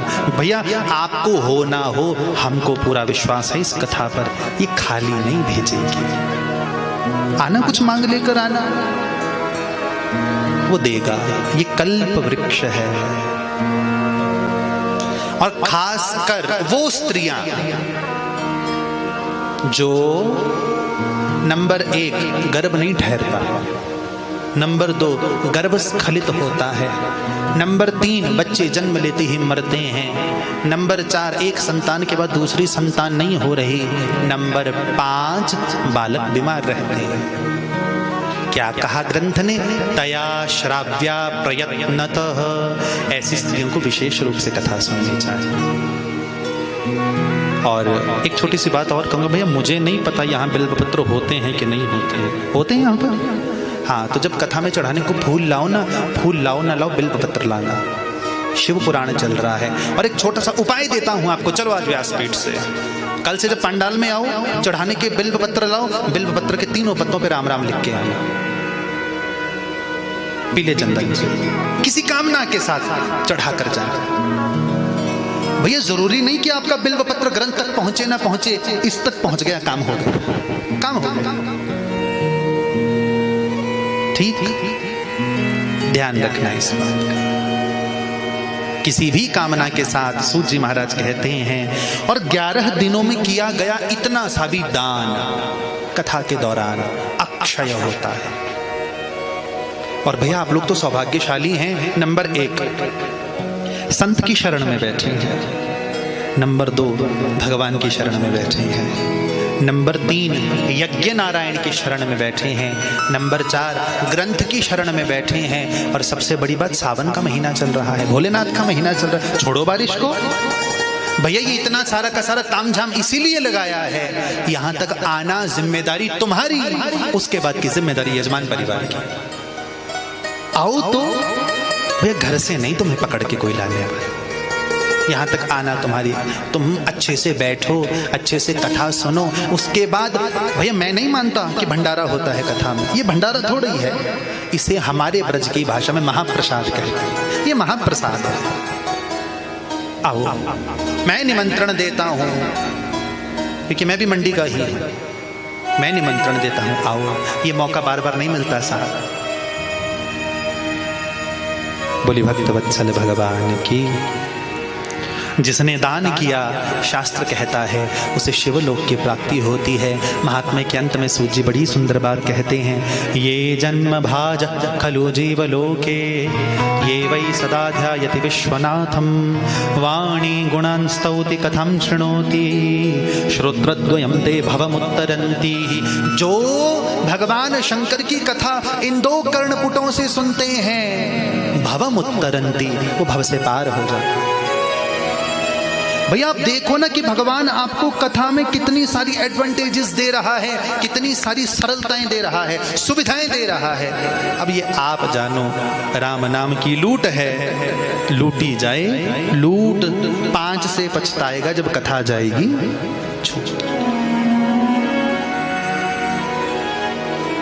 आओ चलो मूल शिव पुराण की ओर। अब मूल शिव पुराण क्या है? अभी तक आपने जो सुना वो है महात्म्य, इंपॉर्टेंस, आवश्यकता।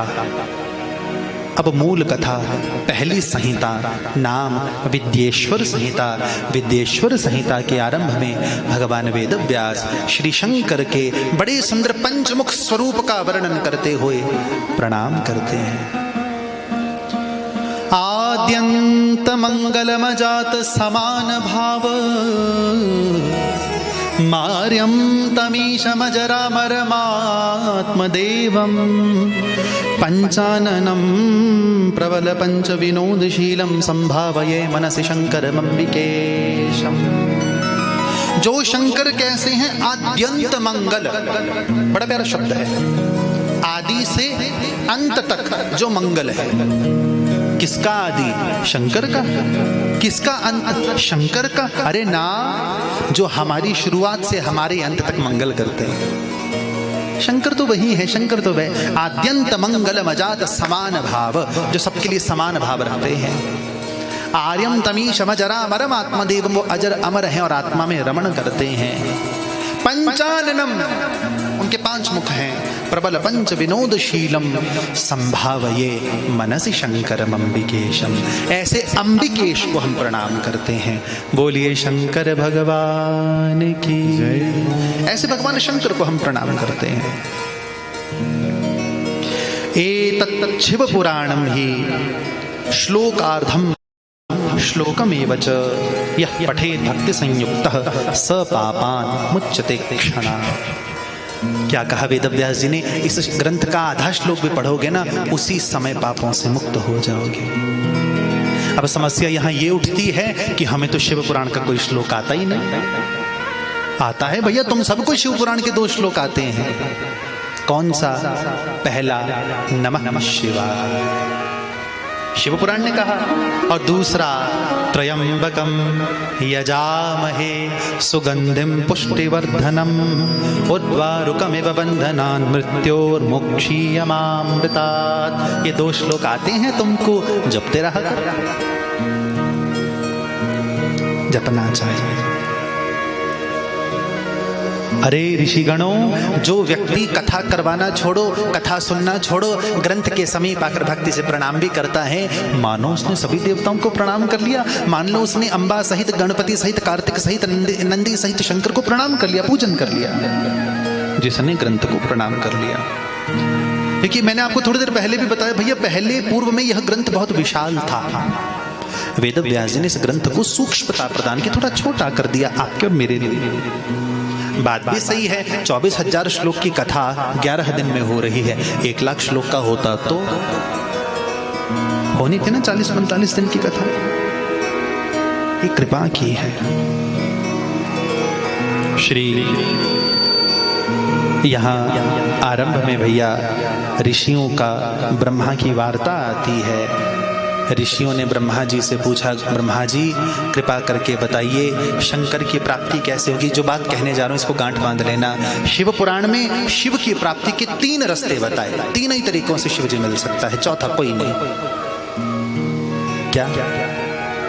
श्रोत्रेण श्रवणम तस्य वचसा कीर्तनम तथा मनसा मननम तस्य महासाधनमुच्यते।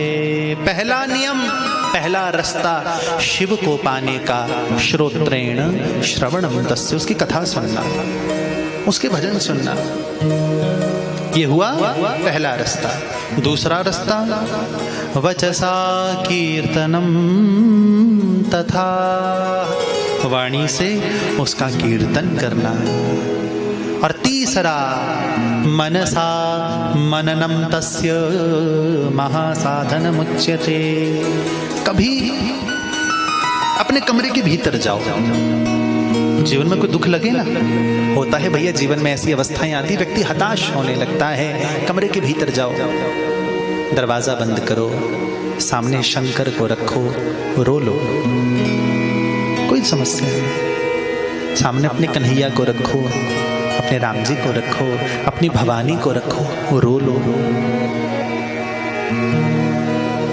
कभी नेत्र मूंद कर, भैया वैसे तो मैं इस बात को ज्यादा विस्तार नहीं दे सकता, क्योंकि ये विषय जब जब शिव पुराण में आया है कहीं ना कहीं रसभंग होता है। क्या योग, माफ करना, हम हिंदुओं की एक बहुत बुरी आदत है, हमें भारत की किसी वस्तु से प्यार नहीं। जब अंग्रेज उसको एक्सेप्ट करते हैं तब हमें वो अच्छी लगती है। भारत का योग विदेशों से योगा बनकर आया तब हमें अच्छा लगा। सही है। योगा की याद सबको 21 जून को ही आती है, अंतर्राष्ट्रीय योग दिवस वाले दिन। उस दिन भी योग इसलिए करेंगे क्योंकि फोटो खींच के भैया सोशल मीडिया पे डालनी है, हमने भी योगा किया ना। और एक चीज और, मुझे लगता है आज के समय में योग का भी गलत अर्थ निकलता है। बड़े बड़े बड़े योगाचार्य भी योग का गलत अर्थ देते हैं। जो आप लोग करते हो ना भैया, देखो ग्रंथों के अनुसार योग के 8 चरण हैं, जिसे कहते हैं अष्टांग योग। और अष्टांग योग कहां से शुरू होता है? यम, नियम, आसन, प्राणायाम, प्रत्याहार, धारणा, ध्यान, समाधि, 8 अंग हैं जो आप लोग करते हो ना। जैसे मान लो आप लोगों ने अनुलोम विलोम किया, कपालभाति किया, वो योग नहीं है, वो प्राणायाम है। आपने पद्मासन किया, वज्रासन किया, सुखासन किया, वो योग नहीं है, वो आसन है। योग के 8 चरणों में से 2 चरण है प्राणायाम और आसन, ये योग नहीं है। जबकि योग की ओर कब बढ़ोगे? जब पहले चरण पे पैर रखोगे, पहली सीढ़ी पे पैर रखोगे। पहली सीढ़ी क्या? यम। यम माने अपने शरीर को बांधना। कैसे? 5 नियमों से। अहिंसा, सत्य, अस्तेय, ब्रह्मचर्य, परिग्रह। पहला व्यक्ति हिंसा न करे। आपने शायद कभी टीवी में देखा होगा, खासकर हिमाचल से बाहर जैन परंपरा बहुत है, विशेषकर पंजाब में, गुजरात आदि में जैन परंपरा खूब है। जैन परंपरा में 2 प्रकार के संत होते हैं, एक श्वेतांबर, एक दिगंबर। दिगंबर जो वस्त्र आदि धारण नहीं करते, हाथ में एक मयूर पिच्छ लेकर डोलते हैं। दूसरे श्वेतांबर पूरे सफेद वस्त्र पहनते हैं, यहां तक कि मुख पर सफेद पट्टी तक लगी होती है, ताकि श्वास के माध्यम से कोई जीवाणु भीतर जाकर उसका भी पाप ना हो। इसे कहते हैं वास्तविक अहिंसा। योग की पहली सीढ़ी का पहला चरण अहिंसा, दूसरा सत्य, सच बोलो, तीसरा अस्तेय, चोरी ना करो, चौथा ब्रह्मचर्य। भैया ब्रह्मचर्य का मतलब शादी न करना नहीं होता। ब्रह्मचर्य का मतलब होता है जिसके साथ बंधे हैं उसके साथ तारतम्य के साथ पूरा संबंध निभाना, वो ब्रह्मचर्य है। और 5वां अपरिग्रह, ऐसी किसी वस्तु का जीवन में संग्रह नहीं करना जो काम की नहीं है। जब व्यर्थ चीजें जीवन में बढ़ती हैं तो व्यक्ति असमंजस में ही पड़ता है। जब जीवन में वस्त्र ही 2 होंगे, मैं नहीं कह रहा 2 रखो भैया, 20 रखो, 200 रखो, कोई समस्या नहीं, पर संतों के साथ ऐसा होता है। संत जीवन में 2 ही वस्त्र रखते, एक पहना, एक सुखा दिया, धो दिया। अपरिग्रह मतलब जीवन में उतनी सी वस्तुएं हो जो जिससे काम चल सके। यहां शिव बार बार योग की बात करते हैं, क्योंकि भैया फिर से निवेदन करूं, तुम जिस शिव को जानते हो वो राम वाला है जो मदारी बन के आता है। तुम जिस शिव को जानते हो वो कृष्ण वाला है जो गोपी बन के जानता है। शिव पुराण में उन दोनों में से कोई नहीं। हाँ, इस वाला शिव तो भैया बहुत ऊपर का है। शिव पुराण का शिव तो योगेश्वर है, वो देव नहीं है, महादेव है।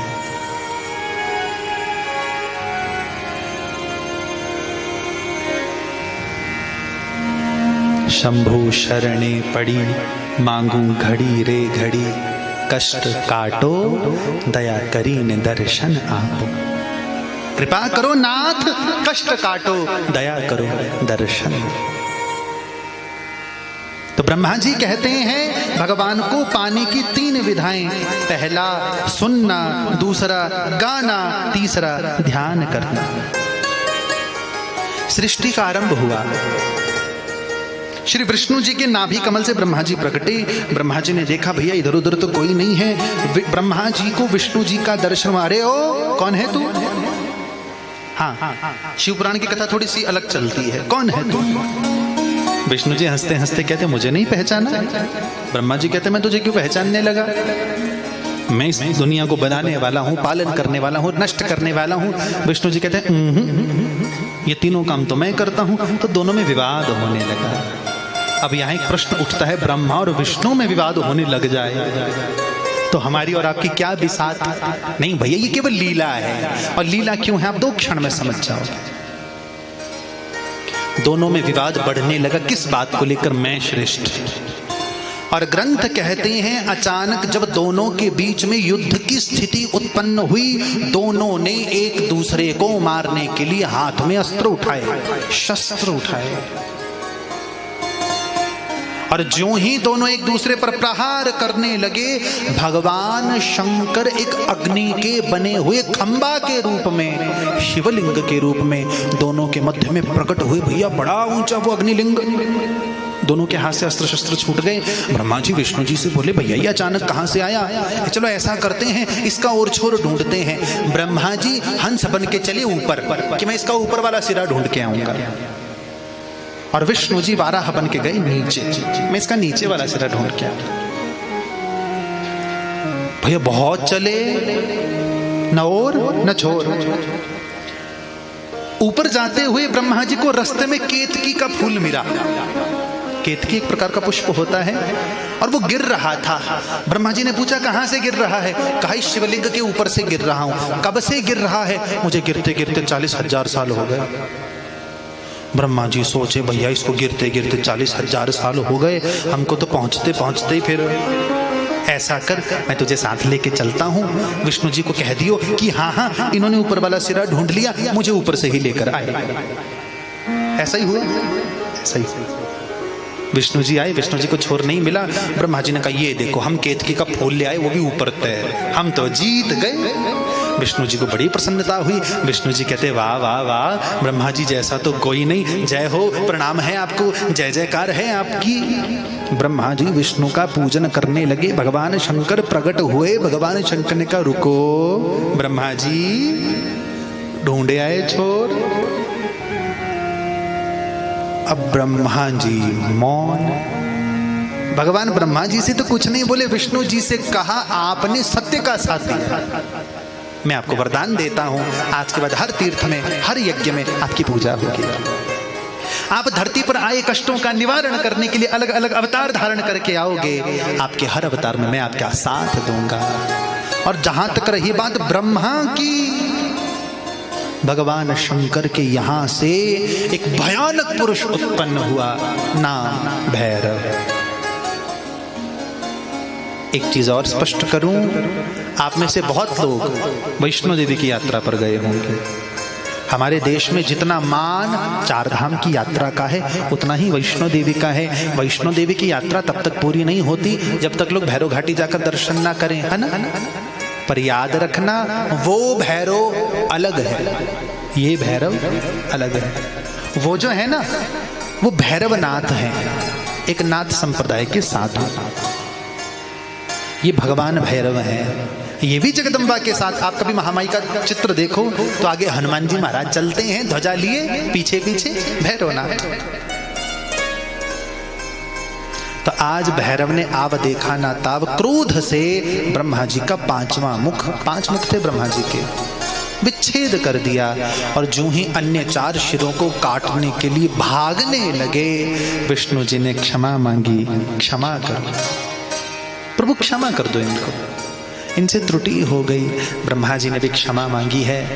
भगवान ने कहा जाओ, आपने झूठ कहा, मैं आपको श्राप देता हूं, आज के बाद आपका पूजन नहीं होगा और ये केतकी का फूल मेरे पूजन में नहीं लगेगा। केतकी का फूल शंकर को नहीं चढ़ता। ब्रह्मा जी की आंखों में अश्रुबिंदु ढुलक आए। ब्रह्मा जी कहते हैं ऐसा तो मत कीजिए। तो भगवान ने कहा ठीक है, मैं आपको वरदान देता हूं, आज के बाद हर यज्ञ का स्वामी ब्रह्मा। जब यज्ञ होता है साथ में ब्रह्मा स्थापित किया जाता है। और एक ही स्थान पे वैसे तो ब्रह्मा जी के बहुत से मंदिर मिलते हैं, पर जो मूल मंदिर है राजस्थान में पुष्कर। तीर्थों का राजा प्रयाग, तीर्थों का गुरु पुष्कर। प्रेम से कहो नमः शिवाय। ये पीछे वाले भी बोलो जो कुर्सियों पे बैठे हैं, हाँ नमः शिवाय, नमः शिवाय। भैया पांडाल बड़ा है, चिंता मत करो, व्यास जी की नजर एक एक तक पहुंचती है। हाँ तो हम तो बुलवाए के ही मानेंगे, चाहे अगरे हो चाहे पिछले हो। बोले शंकर भगवान की। पर इतना भी वर्णन मिलता है, भैरव ने ब्रह्मा जी के जिस सिर का छेदन किया वो भैरव के हाथ से चिपक गया। बड़ी प्रसिद्ध कथा है। भैरव जी उसे छुड़वाने के लिए जगह जगह गए, अंत में कहां पहुंचे? बद्रीनाथ। जो मूल वर्णन मिलता है बद्रीनाथ मंदिर के बगल में, मुझे नाम का विस्मरण हो रहा है, शायद नारद कुंड। पवन मंद सुगंध शीतल हेम मंदिर शोभितम, निकट गंगा बहत निर्मल बद्रीनाथ विशंभरम। वहां जैसे ही डुबकी लगाई है भैरवनाथ जी ने, वो जो सिर चिपका था छूट गया।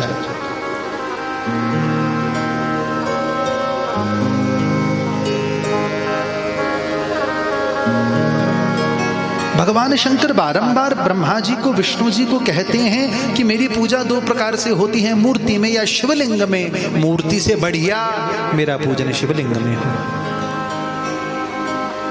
मेरा पूजन शिवलिंग में हो। और एक और बात बताऊं आपको, शिव के अलावा एक और है जिनका शिवलिंग, जिनका लिंग पूजन होता है। कौन? जगदम्बा। और जगदम्बा जिस शिवलिंग के रूप में बैठती, हम लोग उसे पिंडी कहते हैं। वैष्णो देवी, चिंतापूर्णी, कांगड़ा देवी, ठीक, आप कहीं भी जो पिंडी है, कहीं छोटी पिंडी मिलेगी, कहीं बड़ी पिंडी मिलेगी। तो 2 ही हैं जिनका शिवलिंग। यहाँ शिव के सगुण और निर्गुण रूप का वर्णन है। जो शिव सगुण है वो मूर्ति है, जो निर्गुण है वो शिवलिंग है। शिवलिंग का एक छोटा सा अर्थ दूं आपको, लीनम गम्यति अर्थम इति लिंगम, जिसमें जाकर सारे अर्थ, जिसमें जाकर सारे कारण लीन हो जाते हैं, वो क्या है? शिवलिंग। वो शिवलिंग है। और शायद भोलेनाथ एकमात्र ऐसे देव हैं जो हर गांव में मिलेंगे। कहीं बड़े से मंदिर में, कहीं पीपल के नीचे, है ना, हर जगह पूजे जाते हैं। बड़े से बड़े, भव्य से भव्य शिव के मंदिर। भगवान शंकर आज ब्रह्मा विष्णु को बोले कि ये जो तुम दोनों के बीच में अग्निलिंग प्रकटा है, ये लोगों पर कृपा करने के लिए छोटा हो जाएगा।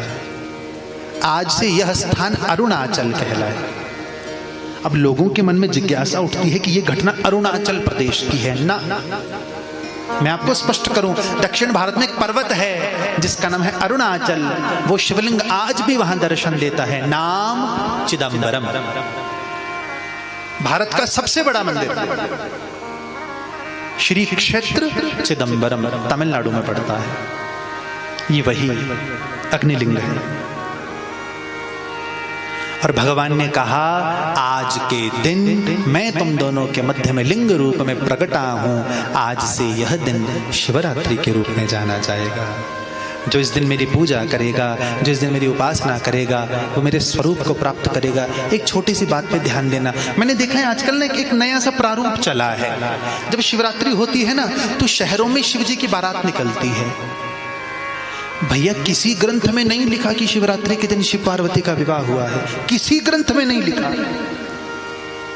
यदि आपको भी लगता है तो आप भी गलत फहमी में जी रहे हो। शिवरात्रि के दिन शिव पहली बार लिंग रूप में प्रकटे हैं। शिव पार्वती का विवाह मार्गशीर्ष महीने में हुआ है, तो शिवरात्रि का शिव विवाह से कोई लेना देना नहीं।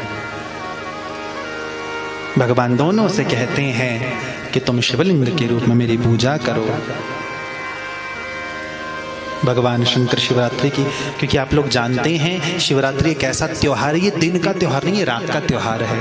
4 पहर की पूजा करते हैं हम पूरी रात जाग कर। शिवरात्रि, नवरात्रि, जन्माष्टमी, एकादशी, दीपावली, ये 5 त्योहार दिन के नहीं हैं, रात के हैं। जो एकादशी का नियम पूर्वक व्रत करते हैं वो एकादशी की रात को सोते नहीं हैं भैया, संकीर्तन करते हैं। दीपावली दिन का त्योहार नहीं है, रात का है। जन्माष्टमी दिन का त्योहार नहीं है, रात का है। नवरात्रि दिन का त्योहार नहीं है, रात का है। दिन में जगदम्बा को पूजो, बात अलग है, रात को जगदम्बा को पाओ। कैसे? जप से, तप से। कैसे? थोड़ा परिवर्तन करके कहूं आपको भैया, नवरात्रि की बहुत गजब उपासना गुजरात में होती है। खासकर जो अक्टूबर वाली अश्विन नवरात्रि आती है, आप कभी भी देखने, शायद आपने देखा होगा, पंजाब गुजरात का एक लोक नृत्य है जिसे कहते हैं गरबा। ठीक, जितना कर विश्लेषण कर पाया हूं, जितना कर जानता हूं, उतना कर कहूंगा। गरबा में क्या होता है, आसपास पारंपरिक वाद्य यंत्रों के साथ नृत्य किया जाता है। बीच में कलश रखा जाता है जिसमें ज्योति जली होती है, उस कलश का नाम है गरबा।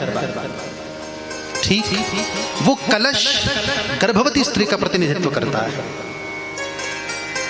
वो ऊपर से खुला नहीं होता है, सामने से खुला होता है। जिस प्रकार गर्भवती स्त्री के गर्भ में कोई जीव पलता है, उसी प्रकार वो जो कलश होता है गरबा, वो गर्भवती स्त्री का प्रतिनिधित्व करता है। और गरबा का सबसे प्रमुख नृत्य है 3 ताली, जो सत्व रज तम तीनों का प्रतीक है, जो ब्रह्मा विष्णु महेश तीनों का प्रतीक है। भैया हमारा संगीत, हमारा नृत्य भी भगवान से जोड़ता है। बड़े सुंदर सुंदर मंडप लगते हैं, बीच में जगदम्बा बैठती है, आसपास नृत्य किया जाता है, गरबा किया जाता है जगदम्बा को रिझाने के लिए। तो फिर कहूं आपको, नवरात्रि दिन का नहीं, रात का त्योहार है। प्रेम से कहो नमः शिवाय, नमः शिवाय, नमः शिवाय। बोले शंकर भगवान की। बड़ा सुंदर शिवरात्रि के व्रत की महिमा है। जो शिवरात्रि का व्रत करता है, भगवान शंकर कहते हैं वो मुझे उतना ही प्यारा है जितना प्यारा मुझे गणेश है, जितना प्यारा मुझे कार्तिकेय है, जितनी प्यारी मुझे पार्वती है, गौरा है। तो शिवरात्रि के व्रत की यहाँ बड़ी सुंदर महिमा है। भगवान शिवलिंग के पूजन की आज्ञा देते हैं। और चलो भैया, अब शिव के सबसे प्रसिद्ध मंत्र की ओर। देखिए, मैंने आपको कहा शिव पुराण में 5 मुखी शिव का वर्णन है। शिव के उत्तर के मुख से अ, पश्चिम के मुख से उ, अगले मुख से म, अगले मुख से बिंदी, 5वें मुख से नाद प्रकट हुआ, स्वरूप हुआ ओ। ये 3, और इतना भी कहा, अ से न, उ से मा, मां से शी, बिंदी से वा, नाद से यह प्रकट हुआ, मंत्र हुआ नमः शिवाय। नमः शिवाय। जरूरी नहीं है आप लोग ओम नमः शिवाय बोलो, ना ना ना। शास्त्र कहते हैं ब्राह्मणों के लिए निश्चित है कि उन्हें ओम नमः शिवाय ही बोलना चाहिए। ब्राह्मणों के अलावा कोई भी हो वो ओम नमः शिवाय बोले, समस्या नहीं। नमः शिवाय बोले, समस्या नहीं। केवल ओम बोले, समस्या नहीं। प्रेम से कहो नमः शिवाय, नमः शिवाय, नमः शिवाय। ये शिव का सबसे प्रिय मंत्र है। एक सवाल लोगों के मन में उठता है और भगवान शंकर यहां उसके विषय में बताते हैं, शिवलिंग के लक्षण क्या है। भैया ग्रंथ तो कहते हैं इससे बड़ा शिवलिंग घर में ना हो। हाँ, अंगुष्ठ मात्र से बड़ा शिवलिंग घर में हो तो फिर विधि विधान के साथ स्थापित हो, पर साथ में फिर नियम बहुत लगेंगे। क्योंकि इससे बड़े जहां स्वरूप स्थापित होते हैं भैया, और जो अन्य मूर्तियां होती है वो 10 अंगुल कही गई, उससे बड़ी ना हो घरों में। उसके लिए मंदिरों की व्यवस्था की गई है, क्योंकि आप जानते हैं मंदिरों में नियम लगा होता है, आरती भोग शयन घर में नहीं कर पाते हम उतनी चीजें। तो भैया हाथ जोड़ के निवेदन है, एक घर में ज्यादा देवता मत रखो, बंधन पड़ेगा, और सेवा कर पाओ तो ही रखो, अन्यथा पाप लगेगा। और घर में रखने के लिए 3 ही शिवलिंग बताए गए, ध्यान से सुनना। नंबर 1 धातु का शिवलिंग, खासकर सोने या चांदी का घर पर। दूसरा पारद शिवलिंग, पारे से बना हुआ। और सबसे बढ़िया कहा शिव पुराण ने तो बाण लिंग, यानी नर्मदेश्वर। आप जानते हैं नर्मदेश्वर क्या होता है? जिस प्रकार गंडकी से निकला हर पत्थर शालिग्राम है, विष्णु है, उसी प्रकार नर्मदा से निकला हर पाषाण शंकर है। तो घर में रखो तो श्री नर्मदेश्वर महादेव रखो। लेकिन नर्मदेश्वर शिवलिंग का पहला नियम कि उसकी प्राण प्रतिष्ठा की आवश्यकता नहीं पड़ती, जैसे शालिग्राम की प्रतिष्ठा की आवश्यकता नहीं पड़ती। और ग्रंथ ने कहा जो व्यक्ति शिव से प्रेम करता है उसको पुण्य क्षेत्र में रहना चाहिए। अब पुण्य क्षेत्र क्या है ये थोड़ा ध्यान से सुनो, क्योंकि मैं आपको पहले ही स्पष्ट कर चुका हूं, शुरू के 1-2 दिन की कथा किंचित नीरस चलती है, क्योंकि इसमें कहानियां कम हैं आरंभ में, फिर कथा एक सूत्र के साथ चलती है। तो 1-2 दिन आपको अपने शरीर को बांधकर कष्ट देना होगा। भैया यहां वर्णन मिला कि जो व्यक्ति भला चाहता हो वो पुण्य स्थान मिला। पुण्य स्थान क्या है? तो पुण्य स्थान के लक्षण सुनो ध्यान से। आदमी के द्वारा स्थापित किया गया शिवलिंग, उसके चारों ओर का 100 हाथ का इलाका पुण्य क्षेत्र है, जो आपने या मैंने स्थापित किया है। 100 हाथ का इलाका पुण्य क्षेत्र है। फिर ग्रंथ ने क्या कहा? ऋषियों के द्वारा, देवताओं के द्वारा जो शिवलिंग स्थापित है बहुत है, उनके चारों ओर का 1000 हाथ का इलाका पुण्य क्षेत्र है। और सबसे बढ़िया बात, स्वयंभू शिवलिंग बहुत है, उनके चारों ओर का 4000 हाथ का इलाका।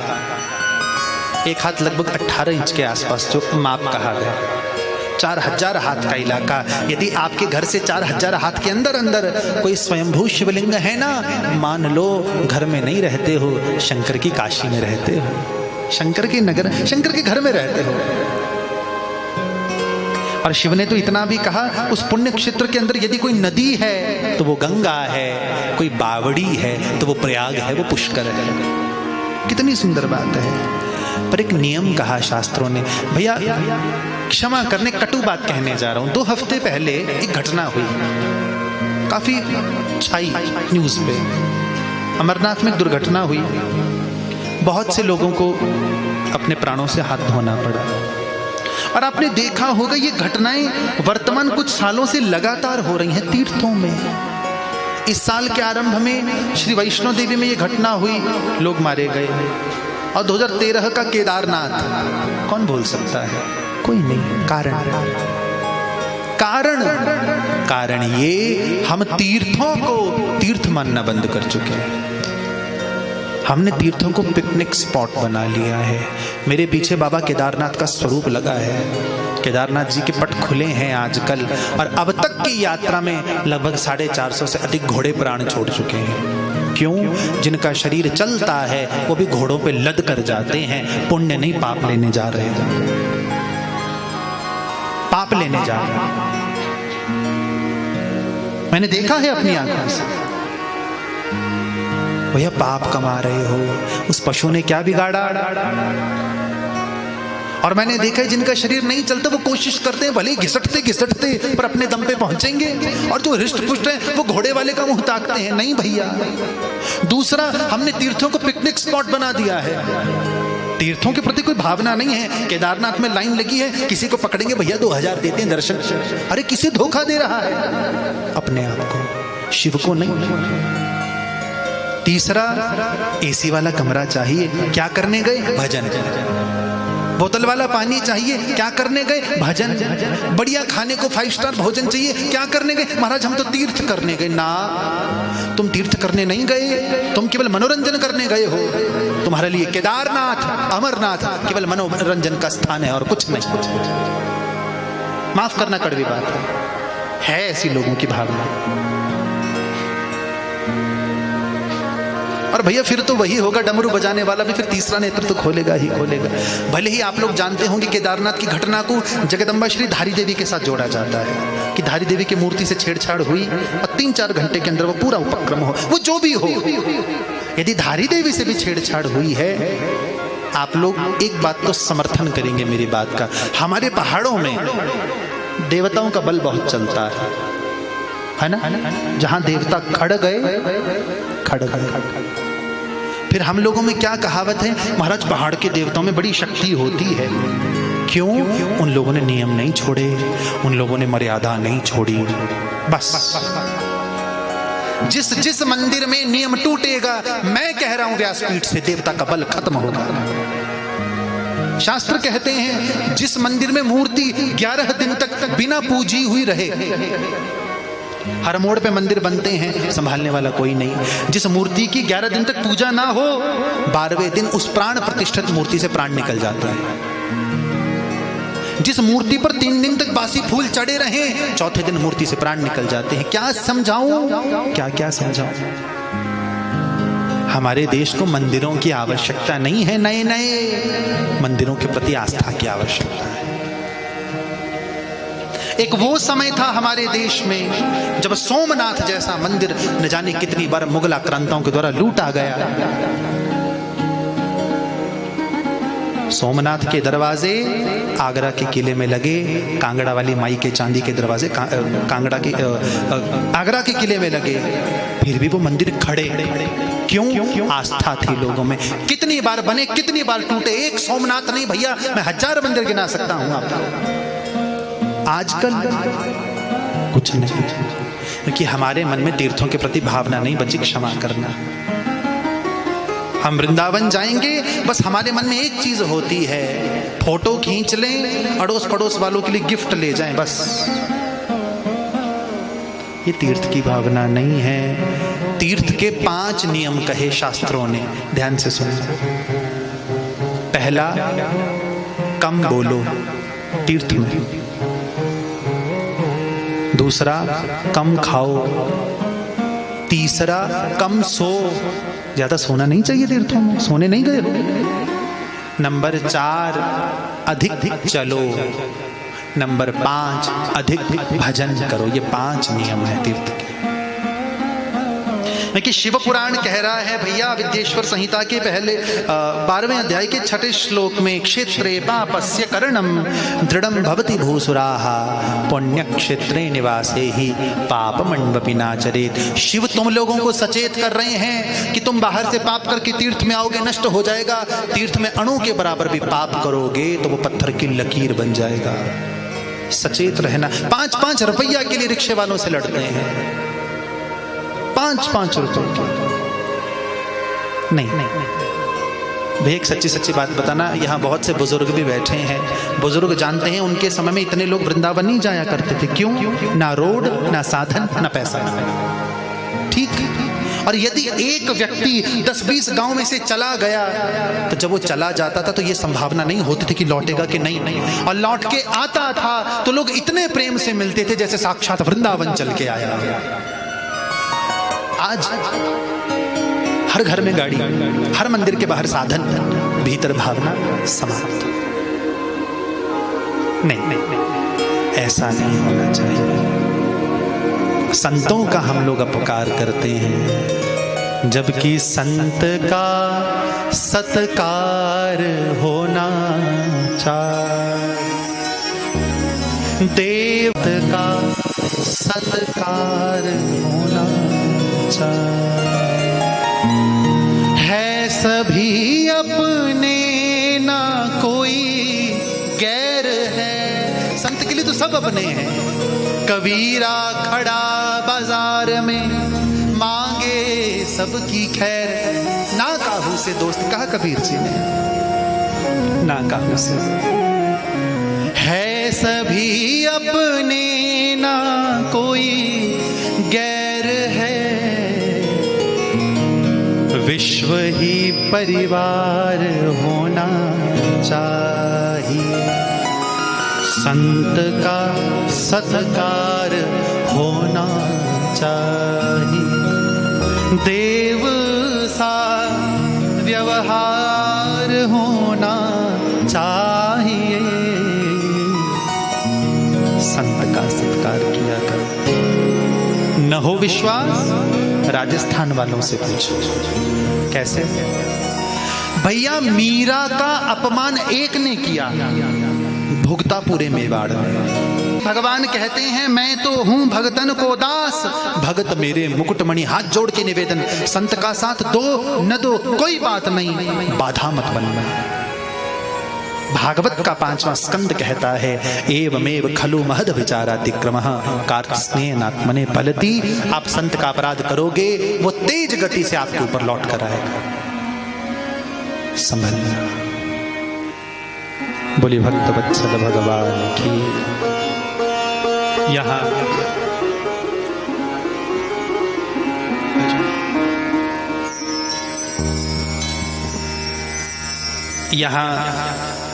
तीर्थ में स्नान की मर्यादा बताइए। बस इस विषय पे 2-5 मिनट बोलूंगा, फिर आरती की ओर लेकर चलूंगा। और भैया मैं फिर से निवेदन करूं, मैं मूल कथा पे ही चल रहा हूं। शब्द अधिक हो सकते हैं, विस्तार अधिक हो सकता है, मूल कथा सुना रहा हूं। और मैंने आपको कहा इधर उधर की संबंध इसलिए जोड़ने पड़ते हैं ताकि कथा का रस बना रहे।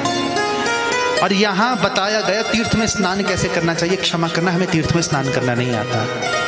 नंबर 1, तीर्थ में स्नान का नियम क्या है? हम लोग हिमाचल वाले रात को हरिद्वार वाली बस पकड़ेंगे, पूरी रात सोए सोए हरिद्वार पहुंचेंगे, बस से उतरते सीधे गंगा मैया में।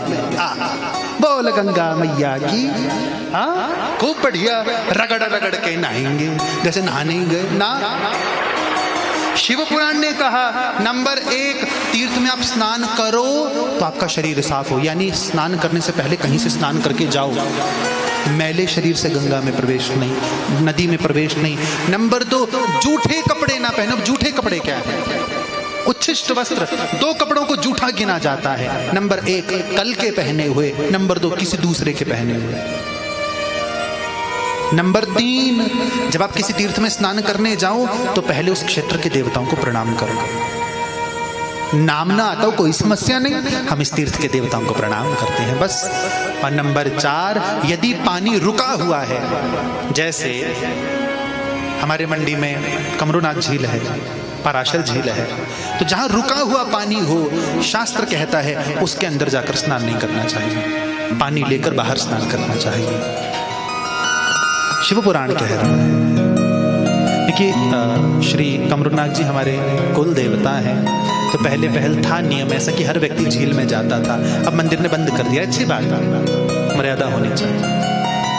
और जो चलता पानी है उसका भी नियम है, आती हुई धारा की ओर मुख करके स्नान करना चाहिए। जिस तरफ से गंगा जी आ रही है उस तरफ को मुख करो, डुबकी लगाओ, जितनी चाहे उतनी लगाओ। यदि तुमने नदी में अपना शरीर घिसा, गंगा में, यमुना में, सरस्वती में, कावेरी में, तुंगभद्रा में, साबरमती में, हर नदी पुण्य सलीला है।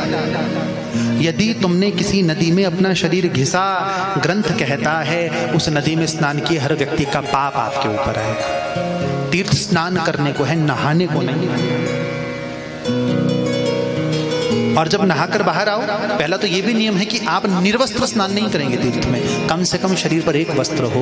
और जब बाहर आना है तो भैया शिव पुराण कहता है नद्यादि तीर्थ स्नान हेतु स्नान वस्त्रम न शोधयेत्। नहाए हुए कपड़े भी वापस उसमें नहीं धोने चाहिए।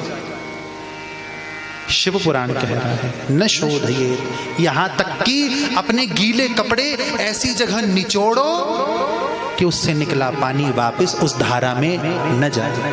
ये नियम है तीर्थ का। हर महीने जाके गंगा जी में डुबकी लगाते हैं। अरे गंगा जी छोड़ो साहब, हमारे हिमाचल के लोग ज्यादा दूर नहीं जाते, मारकंड जाते हैं, वो भी तो तीर्थ है। नहीं है स्नान की मर्यादा, तीर्थ फल भी नहीं देते। बोलिए शंकर भगवान की। मेरा निवेदन है भैया इन छोटी छोटी बातों का ध्यान रखना। अब ब्रह्मा जी इस प्रकार कथा सुना रहे हैं तो नारद जी ने पूछा, पिताश्री बाकी तो सब बढ़िया है, माला कहाँ फेरनी चाहिए? नियम है भैया इस चीज का भी माला। तो कहा दीपक के किनारे, जब आप माला करने बैठो दिया रख लो, दिया नहीं है शालिग्राम रख लो, शालिग्राम नहीं है कोई मूर्ति रख लो, वहाँ नहीं किसी मंदिर में करो, नदी के किनारे करो, पेड़ के नीचे करो, हैं आप किसी पर्वत पर करो, आप किसी तीर्थ में करो। पर भैया यहाँ शिव पुराण में एक बड़ी सुंदर बात वेद व्यास जी कह गए कि सबसे बढ़िया माला करने का फल वहीं मिलता है जहाँ तुम्हें माला करने में आनंद आता है। जहाँ शिव पुराण ने कहा सर्वस्माद अधिकम ज्ञेयम यत्र वा रोचते मनः, जहां तुम्हारा मन रमे। महाराज हमको तो यही करने में आनंद आता, वहीं करो, वहीं करो। क्यों भैया? भजन हमारे जीवन का संबल है, भजन एक भक्त का बल है। कल को शरीर छोड़कर ऊपर जाओगे, शंकर पूछेंगे क्या कमा के आया, क्या हिसाब किताब दोगे, क्या हिसाब किताब दोगे? और ये मत सोचना कि भोलेनाथ कैलाश पर्वत पर बैठकर केवल समाधि ही लगाते हैं। बहुत वर्ष पहले हम कथा के लिए उदयपुर गए, उदयपुर के निकट पूरे समूचे राजस्थान के राजा बैठे हैं, भगवान शिव, एक लिंग जी, भगवान शंकर। कहीं जाओ चार भुजा नाथ बैठे, हमारे देवता युद्ध के देवता हैं साहब। और वर्णन मिलता है आज तक किसी देवता के लिए सबसे ज्यादा युद्ध लड़ा गया तो वो गढ़भोर के श्री चार भुजा नाथ जी हैं, जिनके स्वरूप की रक्षा के लिए 443 युद्ध लड़े गए। इतिहास है। बोलिए भक्त वत्सल भगवान की।